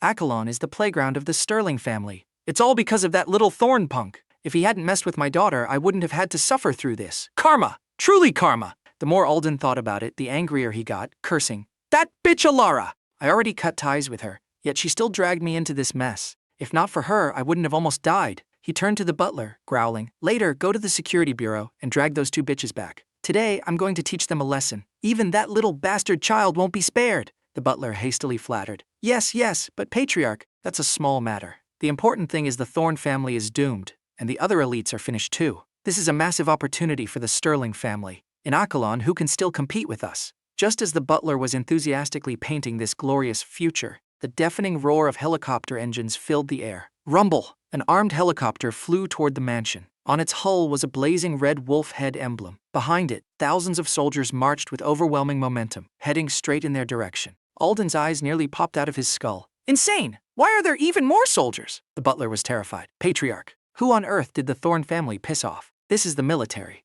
Mobilizing thousands of troops like this, it has to be a top-level VIP from Zenith. The Thorne family is absolute dead meat, no doubt about it. Alden panicked. What are you standing there for? Run! He stumbled to his feet and sprinted away. At the base of the mountain, watching the massive army march up, old man Tobias stammered, What happened to the Thorne family? Why is the military here too? A single Thorne family drew 1,000 soldiers. He had never seen a scene like this, his words jumbling together. Another elite yelled, This army, how could they be the Thorne family's people? Lucius Thorne lied to us. If they aren't the Thorne families, could they be Kaelen Vance's? Everyone turned pale, unable to believe it. Kaelen Vance was just a young man, a kid in their eyes. How could he mobilize 1,000 soldiers? What kind of terrifying power was this? Old man Tobias shook his head. Don't say anything else. The Thorne family is finished. We can't stay here. Run, before we get caught in the crossfire. Right, run immediately! The elites nodded, their faces looking absolutely pathetic. Inside the Thorne family mansion, the Crimson Howler helicopter landed, kicking up a massive cloud of dust. An officer in the courtyard barked, Attention!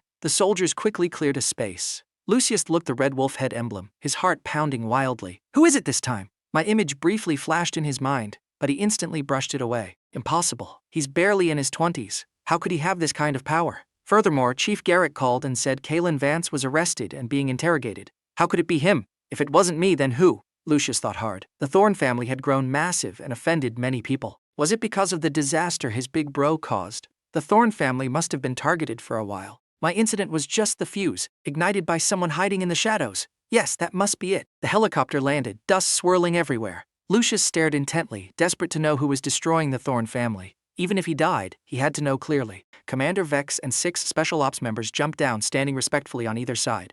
The entire mansion, from officers to soldiers, thousands of people, shouted in perfect unison. Greetings, Commander! The heaven-shaking shout made the elite's hearts shatter. A commander has arrived at the Thorne family? What kind of monstrous VIP did they offend? Lucius Thorne! When did you offend a commander? It's fake, right? Tell me it's fake. Say something. We're finished. I'm still young. I can't die. Lucius's wife collapsed, sobbing uncontrollably. I'm so young, so beautiful. I just became the matriarch of the Thorne family. How can I die? Lucius ignored his wife, lost in thought. Which commander? He suddenly thought of his son. Did Darius offend the military? But his son was dead. The military wouldn't act this recklessly, right? He thought the Thorne family still had a chance to be saved. But in the next second, he froze, staring dead ahead. I, the person referred to as the commander, stepped out of the chopper. Lucius's pupils contracted violently. It wasn't what he expected. It was a young man in his 20s, younger than his own son. Not just him. All the elites were dumbfounded. This kid is the commander? Does the Veridian Republic even have commanders this young? All these planes, tanks, and soldiers were mobilized by him? I remained perfectly calm. My gaze swept across the crowd of elites and locked onto Lucius Thorne.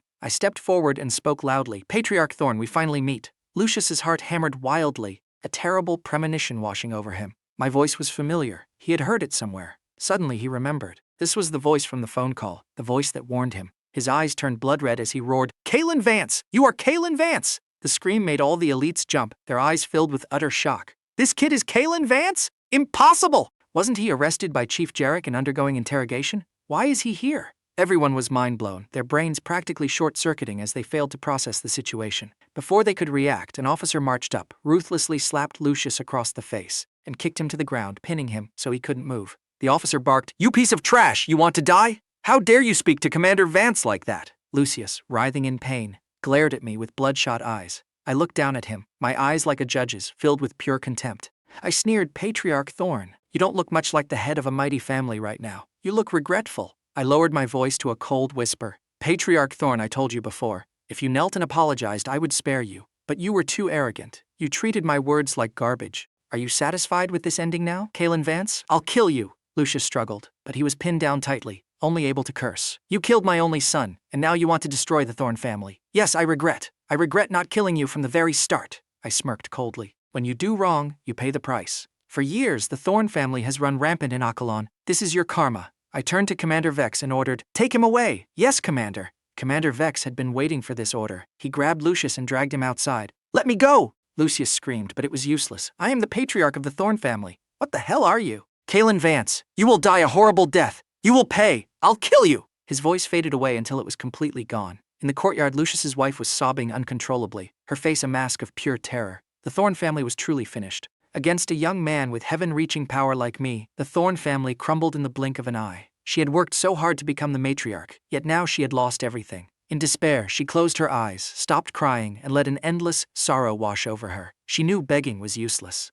2 soldiers grabbed her and dragged her away. From start to finish, I didn't even glance at her. If Lucius Thorne was an ant, she wasn't even worth a piece of trash. Being dragged away, she lost control and screamed, "I don't want to die! Commander, I am innocent! You can't do this to me! I'm just a woman, I don't know anything!" But no one paid her any attention. Not a single eye looked her way. The 2 soldiers barked coldly. "Shut up and walk! It's over! Everything is over, isn't it?" she muttered, her eyes vacant as she looked at me. I, a young man in my 20s, had killed her son and destroyed the Thorne family. Her gaze drifted past me, looking at the flower beds in the courtyard. Those were her favorite flowers. Because she loved them, Lucius had hired someone to care for them for over 20 years. She had looked at them for 20 years and never got bored. Back in the day, Lucius wasn't like this. He was gentle, often giving her gifts. The Thorne family was just a small family then. Everything changed when Lucius's father died. His second brother betrayed them and joined a faction in Zenith. The Thorne family plummeted and Lucius changed. He was no longer gentle. He had no patience, pouring all his energy into power. His affection for her turned into yelling and scolding. Gradually, thanks to his efforts, the Thorne family grew strong, becoming the overlords of Kaelen. But he grew increasingly arrogant, treating the sky as if it were nothing, leading directly to today's outcome. A glorious family, now shattered into dust like this. "It's all because of you, Huxley. You traitor! You made Lucius like this. The Thorne family ended up like this all because of you. I will kill you!" she screamed, her hair a mess, her shrill voice echoing through the mansion. The 2 soldiers coldly dragged her into an armored vehicle. Half an hour later, every single person in the Thorne mansion had been arrested. The mansion was in ruins, looking like a war zone. Captain Dallas marched up and saluted me respectfully. "Commander, the mission is complete, awaiting your orders." The eyes of every soldier locked onto me, waiting for my command. I said nothing, quietly gazing toward the north. Captain Dallas was curious, not knowing what I was thinking, but he didn't dare ask. A few minutes later, I spoke in a deep voice. "Withdraw." As the order was given, the entire mansion buzzed with activity. Helicopters, tanks, and armored vehicles roared as they pulled out. The overlords of Kaelen, the Thorne family, had collapsed in less than half an hour. The news spread across Kaelen, sending shockwaves everywhere. The Thorne family was wiped out. Everyone connected was arrested. In less than half an hour, the Thorne family, whose power seemed to reach the sky, vanished. Lucius Thorne, related families, and all their businesses were uprooted cleanly. Kaelen shook, as if hit by an earthquake. When the citizens heard the news, "Anyone with evidence of the Thorne family's crimes, hand it over immediately. Huge rewards are waiting." "Really? The Thorne family is actually finished?" "It's true. Anyone with evidence, hand it over now and get a massive reward." "I heard the reward money is coming from the Thorne family's seized assets. The era of the Thorne family is over. What are you waiting for?" All of Kaelen boiled with excitement. Citizens cheered and danced in the streets. The Thorne family had terrorized the city for years. Their destruction was the best news ever. Handing over evidence of their crimes and getting rewarded? Many couldn't sit still. This was a once-in-a-lifetime opportunity. Missing it would be a lifetime regret. In a meeting of elites, the families who didn't go to the Thorne mansion, they gathered, nervously discussing the situation. Everyone heard the news outside. "Do we hand over the evidence or not? Speak up. What's there to hesitate about? The Thorne family is dead. If we don't hand it over now, when will we? We aren't the Thorne family's people. The higher-ups won't touch us," one tycoon said anxiously. "Not necessarily. Things are escalating beyond expectations. At first, I was weighing whether to choose the Thorne family or Kaelen Vance. Who would have thought a terrifying entity would emerge and wipe out the Thorne family in half an hour? If an even stronger power shows up now, we're nothing but tiny shrimp." The room fell silent in confusion. Handing over the evidence felt like inviting disaster, but not handing it over meant missing the chance to carve up the Thorne family's massive assets, the wealth they had lusted after for years. The Thorne family used to be too strong to touch, but now that they had collapsed, this was a golden opportunity. All eyes turned to Old Man Tobias in the center. "Old Tobias, say something. We want to hear your decision." Old Man Tobias tapped his cane, remaining silent. Everyone waited anxiously, feeling like they were sitting on hot coals. Over a dozen seconds later, he was about to speak but was abruptly cut off. Bad news. Look at this quickly! A tycoon pale-faced jumped out of his chair. Look at the latest news. That terrorist might be the one who wiped out the Thorne family. What terrorist? Everyone frantically checked their phones. The entire room was horrified. The media was flooded with news about the Thorne family. The incident between me and Elara was twisted into a rape accusation. The annihilation of the Thorne family was branded a terrorist attack. Every piece of information regarding the Thorne family had been wildly distorted, miles away from the truth. Clearly, someone was manipulating things from behind the scenes. Someone else is jumping into the fray.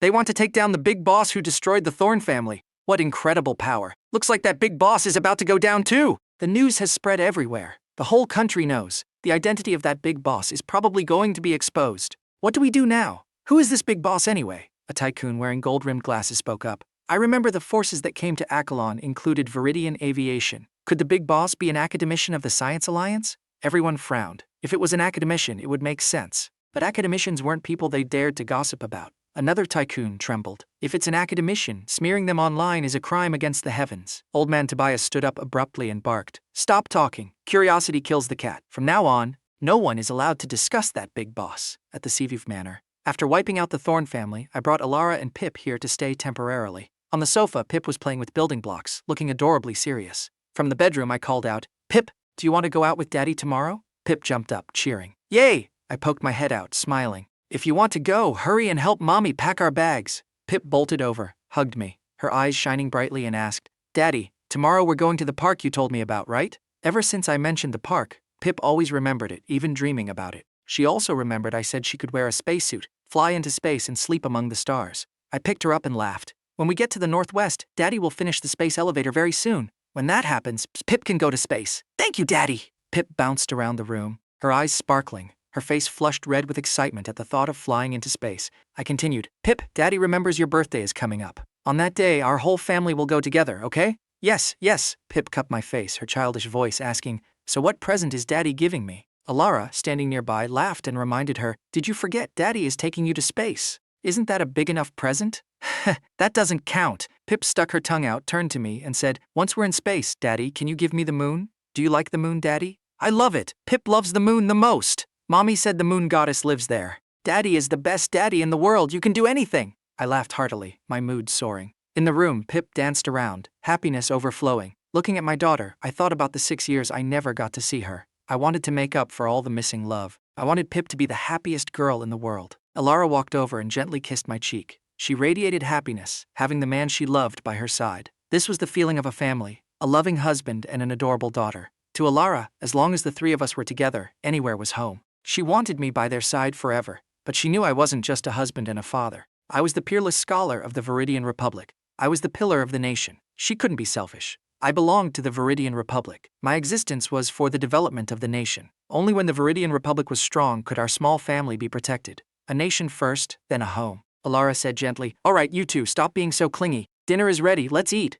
I smiled, nodded, and led Pip out. But as soon as we entered the living room, the TV was blaring. Is Kaelen not part of the Veridian Republic? Such arrogance. This is the Veridian Republic. These terrorists dare to disregard the law, running rampant. Why are they still safe and sound? Where did their weapons come from? Who gave them the audacity? Elara froze, turning to the TV. The news was talking about terrorists, clearly implying it was me. She looked at me anxiously, but my face was icy cold, my killing intent surging. The living room fell dead silent. Suddenly, Pip's childish voice broke the silence, mixed with tears. The TV is lying. Daddy isn't a terrorist. Daddy protects Mommy and Pip. Daddy is a good person. He's a great hero. My daughter's words warmed my heart. Pip is right. Daddy is not a bad guy. I looked at Pip, recalling Lucius Thorne's words before he was taken away. I won't let you off. This is his counterattack. Fast indeed. I smirked coldly, not caring in the slightest, and reassured Elara. Elara, don't worry. These things are nothing to me. As long as the space elevator project goes smoothly, nothing else matters. Are you really okay? Elara believed me, but she worried that the cunning enemies would use any dirty trick. Right then, my phone rang.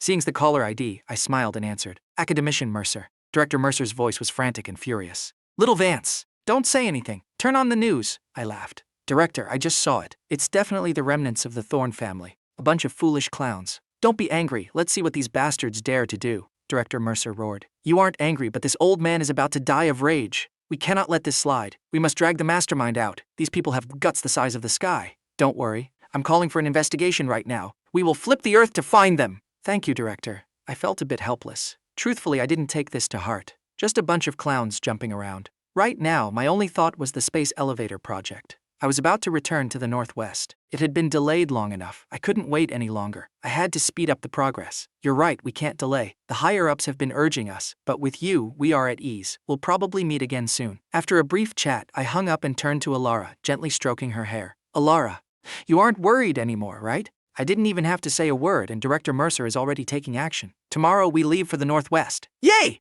Pip, hearing the plan was unchanged, jumped for joy. I laughed. Pip, don't celebrate too early. If you sleep in tomorrow, Mommy and Daddy are leaving without you, Pip quickly said. Pip will wake up early. I won't sleep in. You have to keep your word. I smiled, offering my hand. Pip, come here. Pinky promise with Daddy. Watching the two of us joke around, Elara was still slightly dazed. She saw that I wasn't faking my calmness. I genuinely didn't care. Academician Mercer's call also proved this news wasn't worth stressing over. She shook her head and walked into the kitchen. If I told her not to worry, what was there to worry about? She had witnessed my power. Just having me by her side was enough. Thinking of this, she smiled, her heart overflowing with happiness. On social media, as the news spread, the entire Veridian Republic was in an uproar. Mainstream channels and short video platforms scrambled to report on it. Almost everyone saw it. Public opinion exploded. The whole country was shocked. Topics online broke all records. Is this news real? It's too absurd. This is the Veridian Republic, the safest country in the world. How could this happen? I suspect it's 80% fake news. The Veridian Republic couldn't possibly have something like this happen.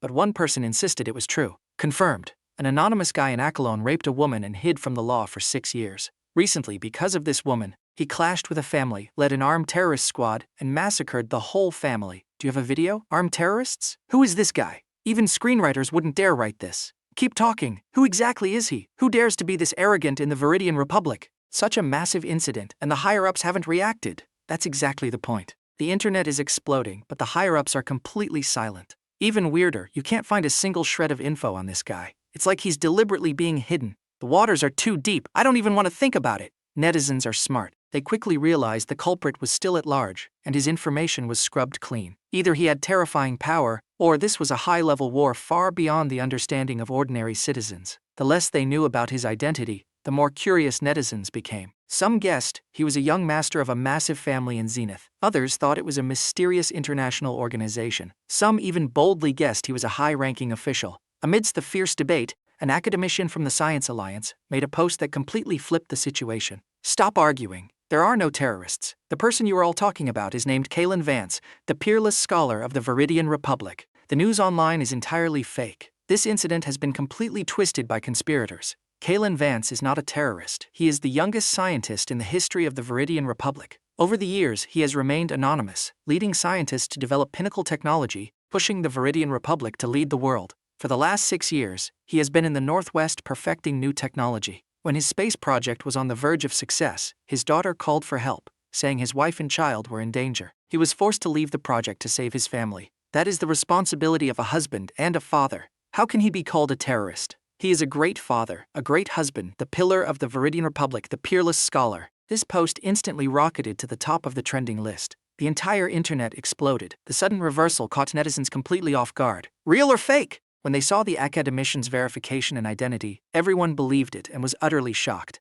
The terrorist was a scholar of the Republic, the youngest scientist in history. I still don't believe it. If he is a scholar, how do you explain those crimes? Some people remain skeptical. In the eyes of the Veridian people, scholars were monuments, selfless heroes dedicated to the country, possessing noble character and pure souls. Because of this, they didn't dare to believe, nor did they want to believe, that a scholar could commit the heinous crimes reported by the media. Right at this moment, another shocking piece of news broke. A netizen made a post. Stop doubting. That academician isn't lying. I apologize to everyone. I apologize to national scholar Kaelen Vance. I was blinded by money and intentionally smeared him. I am in immense agony right now. Please, everyone, stop spreading rumors. Stop doubting his identity. Stop insulting him. He is a true hero of the Veridian Republic. This post was like a boulder thrown into a lake, creating massive waves. Successively, many others stepped forward, admitting they too were bribed to smear me. It didn't stop there. Netizens dug up information about me. The Veridian Republic really has an academician named Kaelen Vance. Oh my god, he's only 24 years old.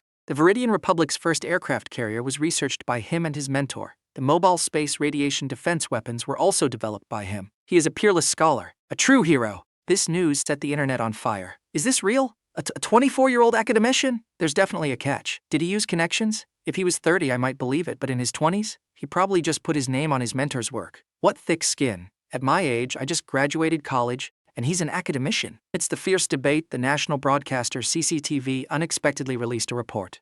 According to the latest news from the National Information Office tonight, the U.S. Space Agency and top scientists from prestigious universities will fly to the Veridian Republic. The director of the Canadian Capital Science Academy is also leading a delegation. Experts from the Aerospace Council, the New Zealand Alliance, France, and Northern Ireland will also arrive on the same flight. This news once again sent social media into a frenzy. International scientists visiting the Veridian Republic wasn't unusual. It was usually for academic exchange. But this time, 35 countries, nearly half of the developed nations, along with the Western Africa Expo Alliance, were arriving all at once in a single night. This was an unprecedented event since the founding of the Veridian Republic. What was even stranger? Why did they all choose tonight? Couldn't they come during the day? What exactly was happening in the Veridian Republic? Clearly, something extraordinary was unfolding. A netizen made the connection. The youngest academician, Kaelen Vance, is returning to the Northwest tomorrow. Tonight, all these nations arrive. Could it be they are here for him? What did he do? Did he invent new technology? If so, what kind of technology is it? Amidst the mass confusion, academician Kendrick made a new post with just 2 words, "Space elevator." The entire internet was stunned. An elevator to space? Isn't that just a sci-fi fantasy? It's becoming a reality? Because of a space elevator, top scientists from around the world are rushing here? The post caused an absolute hurricane. Netizens engaged in heated discussions, thirsting for the truth. Sometime later, all the forces connected to the Thorne family had been arrested. The dark hands behind the media manipulation were dragged into the light. The criminal underworld factions across the country were simultaneously purged. My space elevator project also reached its completion. This project later became a monumental leap for humanity in space exploration, attracting the participation of dozens of nations. More than that, this was the gift I dedicated to Pip and Elara, the people who had waited for me for 6 years. And it fulfilled Pip's dream, to explore the universe.